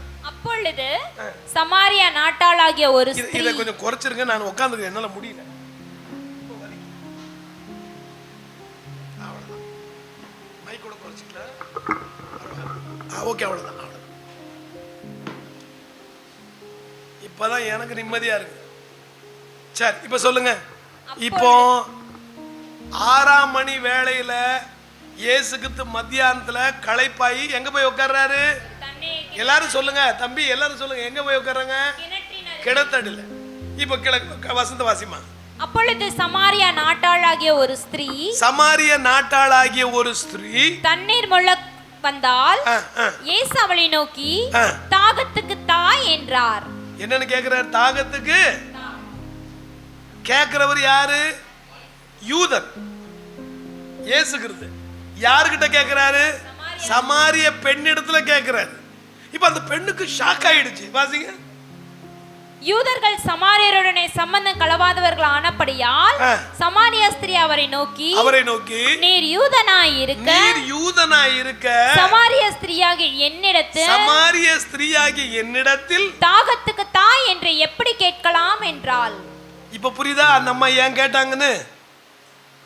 நீங்க ஒரு யூதன், உங்க ட்ரெஸ் பார்த்தாவே தெரியுது, என்கிட்ட போய் தண்ணி குடுன்னு கேக்குறீங்களே. எங்க வீட்டுல தாரும் தண்ணி வாங்கி குடிக்க மாட்டாங்களே, எங்க வீட்டு வாசப்படி மெரிக்க மாட்டாங்களே, எங்க ஊர் பக்கமே யாரும் வரமாட்டாங்களே, ஆனா நீங்க எப்படி என்கிட்ட தண்ணி கேக்குறீங்கன்னு கேக்குற. பேதுருகிட்ட மீன் பிடிக்கிறவர்கிட்ட போய் மனுஷனை பிடிக்கிறது எப்படின்னு சொல்லி கொடுத்தாரு. மீன் பிடிக்க கத்துக்கிட்டவர் யாரு? சின்ன வயசுல இருந்து மீன் பிடிக்கிறதுக்கு யாருக்கு தெரியும்? பேதுருக்கு. சின்ன வயசுல இருந்தே பேதுருக்கு தெரியும் எந்த மீன் எப்போ எங்க எந்த ஆழத்துல எந்தெந்த சீசன்ல எந்த மீன் வரும்னு யாருக்கு தான் தெரியும்? இயேசு கிறிஸ்துவோட அப்பா என்ன வேலை செஞ்சாரு? தச்சன், கார்பெண்டர். இவருக்கும் என்ன வேலை தான் தெரியும்? இயேசுவும் கார்பெண்டர் வேலை செஞ்சவர். கார்பெண்டர் மீன் பிடிக்கிறது எப்படின்னு சொல்லி கொடுக்குறாரு. மீன் பிடிக்கிறவங்களை பார்த்து மனுஷனை பிடிக்கிறாங்கன்னு சொல்றாரு. இப்போ தண்ணி கேட்கிறாரு. யாருக்கிட்ட? தண்ணிய கேட்கிற மாதிரியே ஜீவ தண்ணீரை குறித்து பேச போறாரு. சாதாரண தண்ணி கேட்கிற. இப்போ வாசிக்கலாம். டயலாக் ரொம்ப ஜாக்கிரதையா கேட்பீங்க. இப்பதான் நீங்க சீரியஸா இருக்கணும். இவ்வளவு நேரம் என்ன பண்ணீங்களோ தெரியல. இயேசு அவளுக்கு பிரதியுத்தரமாக, நீ தேவனுடைய ஈவையும் தாகத்துக்கு தா என்று உன்னிடத்தில் கேட்கிறவர் இன்னார் என்பதையும் அறிந்திருந்தாயானால் நீயே அவரிடத்தில் கேட்டிருப்பாய். இப்ப என்ன சொல்றாரு? எம்மா, உன்கிட்ட தண்ணிய கேட்கிறாரு, அவர் கேட்கிறவர் யாருன்னு நீ அறிஞ்சிருந்தியானா, கேட்கிற நான் யாருன்னு உனக்கு தெரிஞ்சிருந்தா நீயே அவர்கிட்ட என்ன பண்ணிருப்ப? தண்ணிய. அப்ப முதல் விஷயம், அந்த பெண்ணுக்கு யாரை குறித்து அறிவு இல்லை, கடவுளை குறித்து. பொதுவா கடவுளை குறித்து அவளுக்கு அறியாமையில் இருக்கிறா. கடவுள் யாருன்னு அவளுக்கு தெரியல. யார் உண்மையான கடவுள் என்பதே அவளுக்கு தெரியல. ஏன் தெரியாம போச்சு? நான் ஒரு கேள்வி கேட்கிறேன், ஏன் தெரியாம போச்சு? சமாரியா ஸ்திரீ ஏன் தெரியாம போச்சு? இன்னும் கொஞ்சம் நல்லா சொல்லு, இன்னும் கொஞ்சம் நல்லா சொல்லலாம். கரெக்டா தான் சொல்றீங்க, கரெக்ட். என்ன ஏன் தெரியாம போச்சு?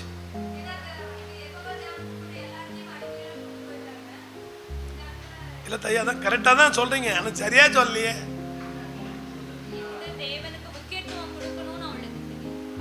அது கரெக்ட். ஏன் அப்படி ஆச்சுன்னு கேட்டா, எத்தனை வருஷமா? 2000 வருஷமாவே யார மறந்துட்டாங்க? மேசியா யெகோவா தேவன் யாருன்னே அவளுக்கு இதுவும் அது மிக்ஸ் ஆகி எல்லாம் ஒண்ணுடா அப்படின்னு போயினுக்குது. அவளுக்கு கடவுளை குறித்து ஒரு அறிவே இல்லை. இப்ப சொல்றாரு, உன்கிட்ட கேட்கிறவரும் உன்கிட்ட பேசுறவர் யாருன்னு மட்டும் உனக்கு தெரிஞ்சிருந்தா, தேவனுடைய ஈவு தேவனுடைய இரக்கம் என்னன்னு உனக்கு புரிஞ்சிருந்தா, நீயே அவர்கிட்ட என்ன கேட்டிருப்ப? தண்ணி கேட்டிருப்ப அப்படின்னு. கேள, உனக்கு ஜீவ தண்ணீரை கொடுத்திருப்பார் என்றார். கேள. அதற்கு அந்த ஸ்திரீ, ஆண்டவரே, மொண்டுக்குள்ள உம்மிடத்தில் பாத்திரம் இல்லையே. இப்ப என்னன்னு சொல்றா? முதல்ல இப்ப என்னன்னு வாயில வருது அவளுக்கு? ஆண்டவரேன்னு வந்துட்டு பாருங்க. என்னன்னு சொல்றா? ஆண்டவரேன்னு சொல்றா. ஆண்டவரே, மொண்டு கொள்றதுக்கு உன்கிட்ட பாத்திரம் இல்ல, கிணறும் ஆழமா இருக்கிறதே, பின்ன எங்க இருந்து உமக்கு ஜீவ தண்ணீர் உண்டாகும்? கேள. இந்த கிணற்றை எங்களுக்கு தந்த நம்முடைய பிதாவாகிய யாக்கோபை, எங்களுக்கு தந்த நம்முடைய பிதா யாரு? ஆபிரகாம், ஈசாக்கு, யாக்கோபெல்லாம் யார் தான் இவங்களுக்கு பிதா? யாருக்கெல்லாம் பிதா? யூதருக்கெல்லாம். இப்ப இவளும் யார் தான்? யூத ஸ்திரீ தான். ஆனா என்ன ஆயிடுச்சு? கலப்பாயிடுச்சு, மிக்ஸ் ஆயிடுச்சு. அதனால இப்ப சொல்றா, ரொம்ப ஜாக்கிரதையா சொல்றா, நம்முடைய பிதா சொல்றா பாருங்க. நம்முடைய பிதாவாகிய யாக்கோபை பார்க்கிலும் நீர் பெரியவரோ. அப்பா, எவ்வளவு பேசுறா. அந்த பெண்ணு கொஞ்சம் அப்படியே யோசிச்சு பாருங்க. பொதுவா சமாரிய பெண்ணுன்னா நமக்கு யாருன்னு தெரியும். சமாரிய பெண்ணை குறித்து சொல்லணும்னா என்ன சொல்லுவீங்க? சொல்லுங்க, அவளை குறித்து சொல்லுங்க. சொல்லுங்க, சொல்லுங்க. சமாரிய ஸ்திரீ யாரு? சத்தமா சொல்லுங்க. சொல்லு பிள்ளை. 5 கணவரை உடையவள். அப்புறம் வேற என்னது? வேற என்ன சொல்றீங்க?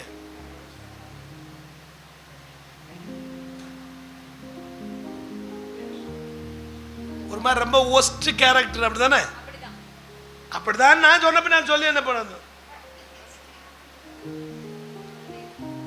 ரொம்ப ஒஸ்ட் கேரக்டர் அப்படின்னு தான் நம்ம மனசுல இருக்குது. சமாரிய பெண்ணவ ரொம்ப மோசமானவ, ரொம்ப தப்பான வாழ்க்கையை வாழ்ந்தவ, 5 பேரோட வாழ்றா, அச்சோச்சோ அச்சோச்சோ அச்சோச்சோன்னு. இப்ப ஜாக்கிரதையா கவனிக்கணும், பைபிளை ஜாக்கிரதையா படிக்கணும், பைபிளை ஜாக்கிரதையா திறந்து வைங்க எல்லாம் பைபிளையும். இப்போ வாசித்தாய் மறுபடியும். இந்த கிணற்றை எங்களுக்கு தந்த நம்முடைய பிதாவாகிய யாக்கோபை பார்க்கிலும் நீர் பெரியவரோ, அவரும் அவர் பிள்ளைகளும் அவர் மிருக ஜீவன்களும் இதிலே குடித்தது உண்டே என்றாள். இயேசு அவளுக்கு பிரதியுத்தரமாக, பாருங்க, இயேசு அவளுக்கு பிரதியுத்தரமாக, இந்த தண்ணீரை குடிக்கிறவனுக்கு மறுபடியும் தாகம் உண்டாகும். நான் கொடுக்கும் தண்ணீரை குடிக்கிறவனுக்கோ ஒரு காலம் தாகம் உண்டாகாது. நான் அவனுக்கு கொடுக்கும் தண்ணீர் அவனுக்குள்ளே நித்திய ஜீவ காலமாய் ஊறுகிற நீரூற்றாய் இருக்கும் என்றார். அந்த ஸ்திரீ அவரை நோக்கி, இப்போ அந்த அந்த ஸ்திரீ இதை சொன்ன உடனே அந்த ஸ்திரீக்கு ஷாக் ஆயிட்டு அந்த ஸ்திரீ என்ன சொல்றா? அவரை நோக்கி, ஆண்டவரே, எனக்கு தாகம் உண்டாகாமலும் நான் இங்கே மொண்டு கொள்ளாமலும் வராதபடிக்கு அந்த தண்ணீரை எனக்கு தர வேண்டும் என்றால். இப்ப அவ கேட்டது என்னது? என்ன கேக்குறா? தண்ணி. என்ன தண்ணி கேக்குறா? சாதாரண தண்ணி. இவர் கூட அந்த பிள்ளைகிட்ட என்னதான் கேட்டாரு? சாதா தண்ணி. ஆனா அவர் ஜீவ தண்ணீருக்குரிய விஷயத்தை பேசிட்டு இருக்கிறார். கேட்டது என்னமோ என்னதான்? சாதாரண தண்ணி. அவ அப்படிதான் நினைச்சுன்னு பேசுறா. ஆனா இவருக்கு ஜீவ தண்ணீர் தேவை என்று 2500 வருஷத்துக்கு பிந்தி இயேசுவுக்கு தெரிந்து அவகிட்ட எதை பேசினுக்கிறா? ஜீவ தண்ணீரை குறித்து பேசுறார். ரொம்ப ஜாக்கிரதையா கவனிக்கணும். நீங்க சொல்லுகிறபடி, நீங்க கேட்டபடி, நீங்க நம்புகிறபடி, நீங்க நம்பிட்டு இருக்கிறபடி அந்த பெண் ஒரு தவறானவளா, மோசமானவளா, ரொம்ப நடத்த கெட்டவளா, ஒஸ்ட் கேரக்டரா அப்படி இருந்திருந்தால் இவர் யாரு? வாலிபன். அந்த பொண்ணு யாரு? சொல்லுங்க. பிச்சு போடுவோம். நான் என் கோவம்லாம் முகுத்துரு கிளாஸ் எடுக்காம உட்காந்துட்டு இருக்கேன். வாய் திறக்காம பேசுங்கிறீங்க. எப்படி உங்களை வச்சு வாழ்றீங்க நீங்க? அந்த பிள்ளையும் ஒரு வாலிப பொண்ணு, இவரும் ஒரு வாலிப. இப்போ இவர் அந்த பிள்ளை ரொம்ப மோசமான கேரக்டர், ரொம்ப ஒஸ்ட் கேரக்டர்னு சொன்னா இயேசுகிட்ட அந்த பெண்ணுகிட்ட என்ன கேட்டாரு? எல்லாரும் மத்தியிலுமா தனியா அந்த பிள்ளை ரொம்ப ஒஸ்டான கேரக்டர் வச்சுக்கோங்க. இப்போ ஒரு வாலிபன் தாகத்துக்கு தானு கேட்ட உடனே அவ என்ன நினைச்சிருப்பா? நம்ம கிட்ட டபுள் மீனிங்ல பேசுறாரு போல அப்படிதானே கேட்பாங்க. ஒருத்தர் ஒரு மாதிரி பேசுறாருன்னு அவர் நினைச்சிருக்க வாய்ப்பு இருக்கா இல்லையா?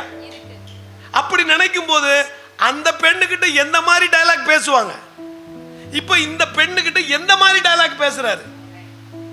இன்னும் கொஞ்சம் ஜாக்கிரதையா அந்த டயலாக் ஜாக்கிரதையா கவனி. கீழே இயேசு அவளை நோக்கி நீ போய் உன் புருஷனை இங்கே அழைத்து கொண்டு வா என்றார். உன் புருஷனை அழைத்து கொண்டு வான்றார். புருஷனை யாரு? சத்தமா சொல்லுங்க. கல்யாணம் ஆனாதான் புருஷன் மனைவின்னு இருக்கும். நீ போய் உன் புருஷனை கூட்டுருவான்னு சொல்றார். இப்ப இந்த பொண்ணு என்ன சொல்றா? அதற்கு அந்த ஸ்திரீ எனக்கு புருஷன் இல்லை என்றால். என்னவா? சத்தமா சொல்லுங்க. இப்பதான் 5 6ன்னு சொன்னீங்க. 5ன்னு என்னம்மா? எனக்கு புருஷனே இல்லைங்கிறா. உடனே நீ போய் சொல்றேன்னு சொன்னாரா ஆண்டவரு?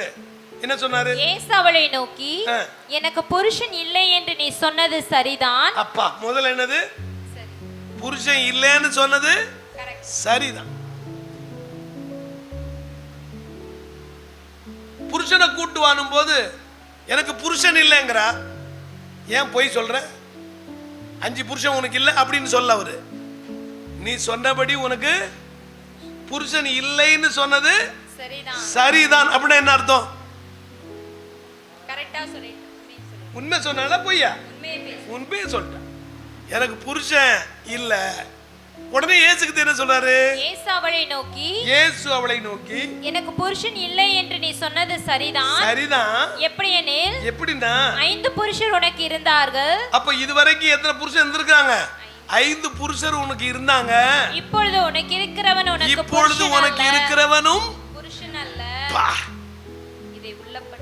அதை உள்ளபடியே பொய் சொன்னாளா? எங்கேயாவது உண்மை சொன்னாலா பொய் சொன்னாளா? உண்மையை சொன்னா. நம்ம சொல்ல முடியுமா? சரி, இப்ப கேக்குறீங்க எத்தனை புருஷன்? ஏற்கனவே உனக்கு இருந்த 5 புருஷர் உனக்கு இருந்தது உண்மைதான். இப்போது இருக்கிறவனும் உனக்கு. அப்ப எத்தனை மொத்தம்? 6 புருஷனோட ஒருத்தன் வாழ முடியும் போது 5 புருஷனோட ஒருத்தன் வாழ முடியுமா? புருஷன்னா ஒருத்தன் தான் இருக்க முடியும். அவ தப்பானவள்னா மற்றவங்க எல்லாம் யாரா இருக்க முடியும்? புருஷனா இருக்க முடியுமா? சொல்லுங்க. புருஷன்னா யார் தான் இருக்க முடியும்? அவ தப்பான வாழ்க்கை வாழ்ந்தா வேற ஆளு தான் சொல்லுவாங்க. அத கள்ள புருஷன் கூட சொல்ல மாட்டாங்க, கள்ள தொடர்பு தான் சொல்லுவாங்க. அப்போ இவளுக்கு 5 புருஷர் இருந்தாங்கன்னா புருஷன் மஞ்சகாமால வந்தவங்களுக்கு பார்க்கறதெல்லாம் எப்படி தெரியுது? மஞ்சளாவே தெரியுது. யார தப்பா நினைச்சிட்டீங்க நீங்க? சமாரிய பெண்ணை தப்பா நினைச்சு அன்னைக்குல இருந்து இன்னைக்கு வரைக்கும் தப்பு தப்பாவே பேசினுக்கிறோம். நம்ம இளவு ஒரு நாள் கூட பைபிள் படிக்கிறது இல்லை. சரியா? புருஷன்னா என்னன்னு பார்க்கலாமா? பார்க்கலாமா வேணாமா? ஓசியா 2ஆம் அதிகாரம் 16-17. நீங்க 2 மணிக்கு முடிக்க சொன்னீங்க, நான் 2:30 தாண்டி போயின்னு இருக்கிறேன். இன்னும் 10 நிமிஷத்துல முடிச்சிடுறேன். எனக்கெல்லாம் வசனம் பேசணும்னா அக்காலத்தில் நீ என்னை பாகாலி என்று சொல்லாமல் ஈஷி என்று சொல்லுவாய். ஈஷி என்று சொல்லுவாய். சொல்லுங்க, என்னது ஈஷி? ஈஷி ஆங்கில பைபிள் யார்கிட்ட இருக்கா? செல்போன்ல நியூ டிரான்ஸ்லேஷன் யாராவது எடுத்து வாசிங்க பாப்போம். NIV, NRSV ஏதாவது ஒன்று ஆங்கில பைபிள் எடுத்து ஓசியா 2:16-17 வாசிங்க.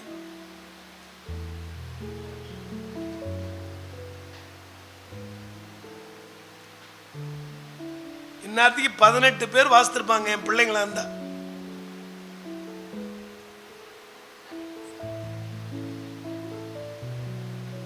Depicts a future restored relationship between God and Israel, where God transitions from being viewed as Bali to beloved intimate husband Ishi. Husband. ஈஷினா என்ன அர்த்தம்? Husband. சத்தமா சொல்லு. ஈஷினா என்ன அர்த்தம்? ஹஸ்பண்ட், புருஷன் அர்த்தம், கணவன் அர்த்தம். புரியுதா? அந்த நாளிலே என்னை நீ என்னன்னு அழைக்க மாட்ட, பாகாலி என்று அழைக்காமல் ஈஷி என்று அழைப்பாய். ஹஸ்பண்ட். இப்போ ஹஸ்பண்ட்னா எதுக்காக ஓசியா புஸ்தகத்துல பேசுறான்னா, ஓசியா முழுவதுமே இப்ப நான் பார்க்கிறேன், என்ன பாருங்க, ஓசியா முழுவதுமே ஓசியா தீர்க்கதரிசி இல்ல, இதெல்லாம் விளக்கணும். இப்ப எல்லாம் விளக்க முடியாது. ஆமேன்னு சொன்னா நீங்க உடனே ஓடுறதுக்கு ரெடியா இருக்கீங்க, எனக்கு தெரியும். ஓசியா புஸ்தகம் ஈஷி என்றால் என்ன அர்த்தம்? ஹஸ்பண்ட். அந்த நாட்களில் நீங்க என்னை பாகாலி என்று அழைக்காமல் ஈஷி என்று அழைப்பீர்கள். அப்படின்னா சமாரியாவில் இருந்தவங்கெல்லாம் மொத்தம் எத்தனை ஊர்ல இருந்து வந்தாங்கன்னு சொன்ன? எத்தனை தெய்வத்தை கொண்டு வந்தாங்க? அந்த தெய்வத்தை எல்லாம் சமாரியாவில் இருக்கிறவங்க ஹஸ்பண்டாவே நினைச்சு வாழ்ந்தாங்க. மீரா யார நினைச்சா? கண்ணனை ஹஸ்பண்டா நினைச்சா இல்ல. இப்ப நம்ம கூட இயேசுவ கிறிஸ்துவரை என்னவா நினைக்கிறோம்? மணவாளன். நம்மெல்லாம் யாரு? மணவாட்டி. அப்ப சமாரியாவில் 2500 வருஷமா அங்க இருக்கிற அந்த 5 தெய்வங்களையும் 6ஆவதாக செஞ்சிருந்த அந்த தெய்வத்தையும் இவர்கள் கணவனாகவே பாவித்தார்கள், மணவாளனாக பாவித்தார். நீங்க மணவாளனா நினைக்கிறீங்கல்ல, அவர் மணவாளன். நம்மளாம் யாரு? மணவாட்டி. நீங்க மணவாட்டியா? அவர் ஆணா பெண்ணா? ஆண். நீங்க எப்படி மணவாட்டி ஆக முடியும் கேட்பாங்கல்ல அப்படி. அப்ப மணவாட்டின்னா என்ன அர்த்தம்னா, அவர் ஒரு மணவாளனை, ஒரு மணவாட்டி எப்படி தன்னை அர்ப்பணிக்கிறாளோ அது போல சமாரியாவில் இருந்த அத்தனை பேருமே இந்த 5 தெய்வங்களையும் 6ஆவது ஒரு புதிய தெய்வத்தையும் அவர்கள் வணங்கி ஆராதித்தார்கள். இப்ப எந்த பெண்ணுகிட்ட பேசிட்டு இருக்கிறாரு? சமாரிய பெண். இந்த சமாரிய பெண்ணுக்கு ஏற்கனவே புருஷங்க இருந்தாங்களா இல்லையா? சொல்லுங்க, இருந்தாங்களா இல்லையா? இருந்தாங்க. ஆனா இப்ப அந்த புருஷங்க இல்லன்னா என்ன அர்த்தம்? ஐயோ சொல்லுங்க. 5 புருஷங்க இருந்தாங்களா இல்லையா? இப்ப அந்த 5 புருஷரும் உனக்கு இல்ல. இப்ப ஆறாவது இருக்கிற புருஷனும் உனக்கு இல்லைன்னா என்ன அர்த்தம்? ஏற்கனவே நீ எத்தனை விக்கிரகத்தை வணங்கிட்டு இருந்த? 5 பேரை வணங்கின. இப்போ இருக்கிற இந்த புருஷனும் உனக்கு புருஷன் அல்ல. இதை உள்ளபடியே சொன்னாய். அப்படின்னா அவளுக்கு உண்மையான தெய்வத்தை தேடணும்னு இப்ப ஆவலோடு கூட இருக்கிறா. உண்மையான தேவன் யாரு, மேசியா யாரு, ரட்சகர் யாருன்னு கடவுளை தெரிஞ்சுக்கிற தாகத்தோட இருக்கிறவங்க கிட்ட தேடி இயேசுவே போவார். ஆண்டவரை அறியணும்னு விரும்பினா அது அத்தி மரத்தின் கீழே இருந்த நாத்தான் வேலா இருந்தாலும், அத்தி மரத்துக்கு மேல இருந்த சகைவா இருந்தாலும், தாகம் உள்ளவன் மேல தான் தண்ணீரை கொண்டு போய் ஊற்றுவா. அங்க சொன்னது விக்கிரகத்தை சொன்னா, இவங்க என்ன ஆக்கிட்டீங்க? புருஷனாக்கி அந்த அம்மாவை தெரியுமோ தெரியாதோ அவளை நாசமாக்கி, அவளை பேசி, அவளை வேசியாக்கி நாசமா போனவங்களே சொல்ல தோணுதா இல்லையா? சரி, இதுக்கு கீழே இருக்கிற இன்னும் டயலாக் மாட்டு வாஸ்து முடிச்சிடலாம். அப்பொழுது அந்த ஸ்திரீ அவரை நோக்கி, ஆண்டவரே, ஆண்டவரே, நீர் தீர்க்கதரிசி என்று காண்கிறேன். நீர் என்ன சொல்றாரு? தீர்க்கதரிசி. மேசியாங்கறா, ஆண்டவரேங்கறா, இப்போ தீர்க்கதரிசிங்கறா. கேள, எங்கள் பிதாக்கள் இந்த மலைகளிலே தொழுது கொண்டு வந்தார்கள். இப்ப நல்ல கவனி என்ன பாருங்க. இப்போ 5 புருஷரு 6 புருஷரு இருந்தாங்கன்னு சொன்னா, இப்ப இயேசு கிறிஸ்து என்ன பேசியிருக்கணும் அவங்ககிட்ட? போ, இனி பாவம் அப்படிதானே சொல்லணும். அதானே கரெக்ட். இல்லைன்னா பைபிள்ல பாவியான ஸ்திரீனாவது என்ன செய்யணும்? எழுதணும். இல்ல, இப்ப அங்க மனம் திரும்புற விஷயம், அங்க வந்து பாவம் அறிக்கை பண்ற விஷயம் அப்படி ஏதாவது பேசினாரா? இல்ல. என்ன பேசுறாரு? இப்போ புருஷனை கூட்டு வாங்குறாரு. இந்த அம்மா சொல்றாங்க எனக்கு புருஷனே இல்லைங்கிறாரு. உடனே நீ சொல்றதெல்லாம் கரெக்ட் தாமா அப்படின்னா 5 புருஷன் இப்ப என்ன செய்யல? உனக்கு இல்லைன்னு அர்த்தம். ஏன்னா ஏற்கனவே இருந்தாங்க, இப்ப இல்ல. ஆனா இப்ப இருக்கிற ஆறாதவன் கூட உனக்கு சொந்தமானவன் அல்ல அப்படின்னா இப்ப கூட ஒரு நம்பிக்கையில ஓடி நிக்கிற, அந்த நம்பிக்கை கூட சரியில்லைங்கிறதுக்கு இப்ப அடுத்து சொல்றாரு. வாசிக்கலாம். அதற்கு இயேசு, இப்ப என்ன அந்த பிள்ளை என்ன சொல்றா இயேசுவை பார்த்து? நீங்கள் இந்த மலையிலே, எங்கள் பிதாக்கள் இந்த மலையில எந்த மலையில? சமாரிய மலையில தொழுது கொண்டு வந்தார்கள். தொழுது கொண்டு இப்ப இவளுக்கு 2500 வருஷமா இவளுக்கு எந்த ஹிஸ்டரி தெரியும்? சமாரிய மலையினுடைய ஹிஸ்டரி தெரியும். ஏன்னா அங்க எல்லாருமே எங்க தொழுதுகிட்டு வந்தாங்க? சமாரிய மலையில தொழுதுகிட்டு வந்தாங்க. இது வந்து எங்க ஊருக்காரங்க சொல்றாங்க. சமாரியில இருக்கிறவங்க எல்லாம் எங்க தொழணும்? மலையில தான் தொழணும்னு எங்க ஊருக்காரங்க எல்லாம் சொல்றாங்க. நீங்கள் எருசலேமின் ஸ்தலத்திலே, ஆனா நீங்க யூதர்கள் இல்ல, நீங்க என்ன சொல்றீங்க? எருசலேம்ல தொழுது கொள்ளணும்னு சொல்றீங்க என்றால். இப்ப பாருங்க, இப்போ பாவத்தை குறித்து பேசுறாரா, ஆராதனை குறித்து பேசுறாரா? பாவியான ஸ்திரியை கிட்ட போய் ஆராதனை குறித்து பேசினுப்பாங்களா யாராவது?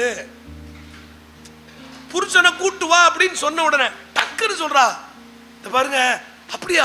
அப்ப எங்க மூதாதையர்கள் எல்லாம் சமாரியல தொழுது கொண்டு தானே எனக்கு சொல்லி கொடுத்தாங்க. ஆனா நீங்க என்ன சொல்றீங்க? யூதர்கள் எல்லாம் சேர்ந்து எருசலேம்ல தொழுது கொள்ளணும்னு சொல்றீங்க.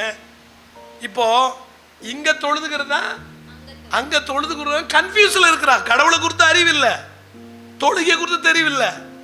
அப்ப சொன்ன இயேசுக்கு அவளை பார்த்து சொல்றாரு. அதற்கு இயேசு ஸ்திரீயே நான் சொல்லுகிறதை நம்பு.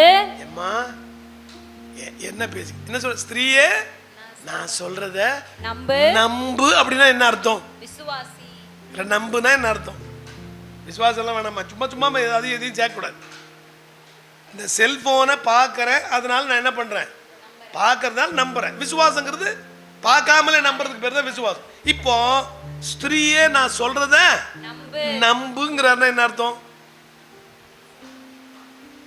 உன் நம்பிக்கை சரியில்லைன்னு அர்த்தம். இது வரைக்கும் நான் இப்ப சொல்றது என்ன செய்ய?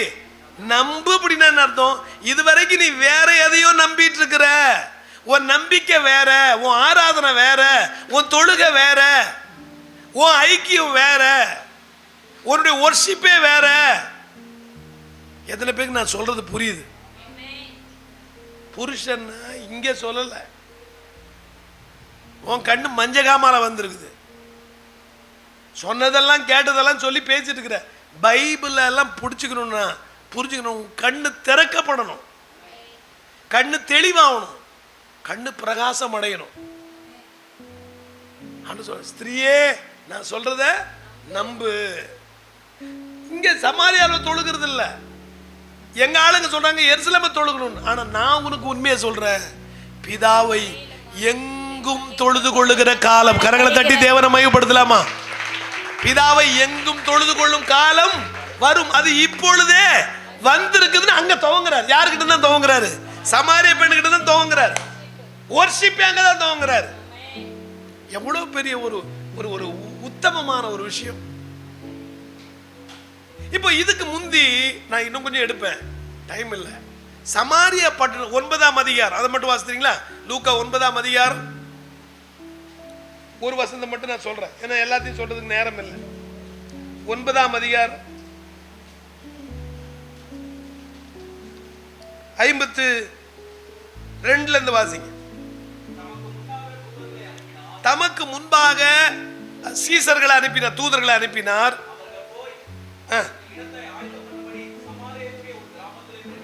எங்க போனாங்களா? சமாரியருடைய கிராமத்துல பிரவேசித்தார்கள். அவ்வூரார் அவரை ஏற்றுக்கொள்ளவில்லை. பாத்தீங்களா? யார் ஏற்றுக்கொள்ளல? சமாரியர் யாரை ஏத்துக்க மாட்டாங்க? யூதர்களை ஏத்துக்க மாட்டாங்க. இயேசுவை என்ன செய்யல? ஏத்துக்கிடல. அப்போ எத்தனை வருஷமா ஏத்துக்கிடல? 2500 வருஷமா. இப்ப 2500 வருஷமா ஏத்துக்காத அவங்க பல நம்பிக்கைகள்ல பல ஐக்கியங்கள்ல இருக்கும்போது முதல் முறையாக இயேசு சமாரிய பெண்ணுடைய தாகத்தை, அவளுடைய வாஞ்சை, விருப்பத்தை கண்டு தன்னை அங்க வெளிப்படுத்தி அவளே அந்த சமாரிய நாட்டுக்கு இப்ப இயேசு தெரிஞ்ச உடனே இவ குடத்தை வச்சுக்கிட்டு வேகமா எங்க ஓடுறா? சமாரிய பட்டணத்துக்கு ஓடி போய் நீங்க வந்து பாருங்கள், இவர் கிறிஸ்துதானா அப்படின்னு அறிக்கை பண்ணிட்டா. முதல்ல ஆண்டவர் என்ன, தீர்க்கதரிசிங்கன்னா, அப்புறம் போதகர் என்ன, இப்ப என்னன்னு சொல்லிட்டா? ரபி. அப்படின்னா அது வரைக்கும் சமாரியா பட்டணத்துக்கு எது போகல? சுவிசேஷம் போகல, வசனம் போகல, இயேசுவை அறிவிக்கல. அது போல அவள் தான் முதல் சமாரிய நாட்டின் முதல் சுவிசேஷகியாக அந்த பெண் மாறினாள். ஒரு வாலிப பெண் சமாரியாவுக்கே அவள் தான் முதல் மிஷனரியாக மாறினாள். அந்த சமாரியாவுக்கு அவள் முதல் மிஷனரியா மாறினது போல இன்றைக்கும் அநேக சமாரியா பட்டணங்கள் இயேசு அல்லாமல் காத்து கொண்டிருக்கிறது. இந்த சமாரியா பட்டணங்களுக்கு சமாரிய பெண்ணும் சமாரிய ஆணும் தேவை. சமாரியா பட்டணங்களுக்கு இயேசுவை அறிவிக்கணும், இயேசுவை நிரூபிக்கின்றான். வாலிப காலம் ஆண்டவருக்கு மிக மிக முக்கியமான காலம். நான் உங்களுக்கு வசனத்தை மட்டும் சொல்றேன். சைக்காலஜிக்கலாக உங்களுக்கு பேசுறேன்னா ஒரு சைக்காலஜி ஸ்டூடெண்ட்டும் கூட உங்களுக்கு பேசணும்னா இவ்வளோ பேசுவேன். நேரம் வேண்டும். எழுந்திருக்கலாமா? எல்லாரும் எல்லாரும் எழுந்திருக்கலாம். காத்திருக்கும், சொல்லுங்க, காத்திருக்கும் சமாரியா பட்டணம். ஒரு சமாரியா பட்டணம் இல்ல, இனி ஏராளமான சமாரியா பட்டணங்கள் என்ன பண்ணி இருக்குது? காத்து கிடக்குது. யாருக்கு யார் தேவை? மேசியா வேணும், இயேசு வேணும், ரட்சகர் வேணும். கண்களை மூடி ஒரு நிமிஷம் அமைதியா 2 கரங்களை உயர்த்தி ஆண்டுடைய சமுத்திரம் எல்லாரும் ஆண்டவரே, நாங்க கூட தப்பான நம்பிக்கையில, தவறான புரிதலோடு, தவறான வாழ்க்கையை நாங்க ஒருவேளை வாழ்ந்திருந்தா, நாங்களும் இன்னும் அறியணும், இன்னும் புரிஞ்சுக்கிடணும், இன்னும் தெரிஞ்சுக்கிடணும். எங்கள் கண்களை நீர் திறந்தருளும், எங்கள் கண்களை தெளிவாக்கும், எங்கள் கண்கள் பிரகாசம் அடைய உதவி செய்யும் ஆண்டவரே. ஆண்டவரத்துல சொல்லுமா, நன்றி ஆண்டவரே, நன்றி ஆண்டவரே, நன்றி ஆண்டவரே. இன்னும் உம்மை அறியணுமே, இன்னும் உம்மை அறியணுமே, இன்னும் கிட்டி சேரணுமே, இன்னும் கிட்டி சேரணுமே. பிரசன்னம் பிரசன்னம்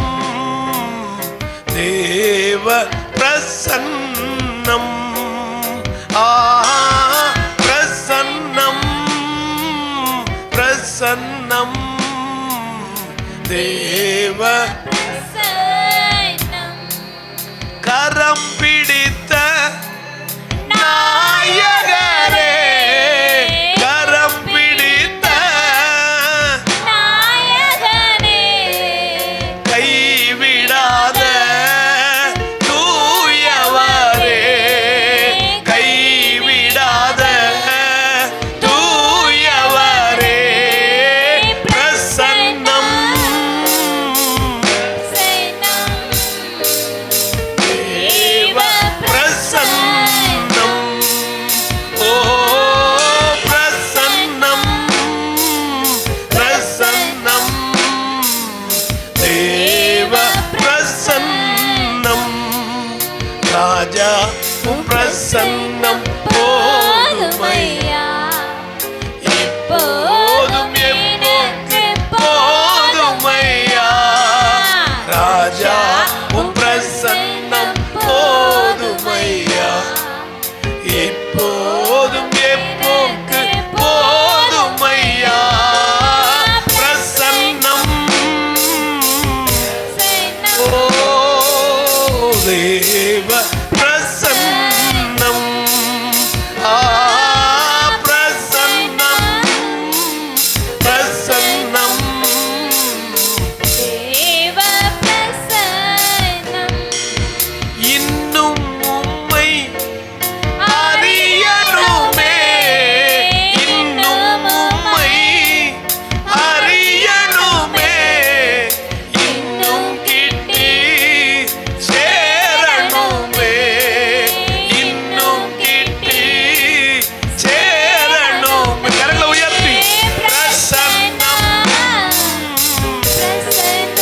ஓ தேவ பிரசன்னம் ஆ பிரசன்னம் பிரசன்னம் தேவ பிரசன்னம் ராஜா உம் பிரசன்னம் போதுமையா இப்போதும் எனக்கு போதுமையா ராஜா உம் பிரசன்னம் போதுமையா இப்போதும் எனக்கு போதுமையா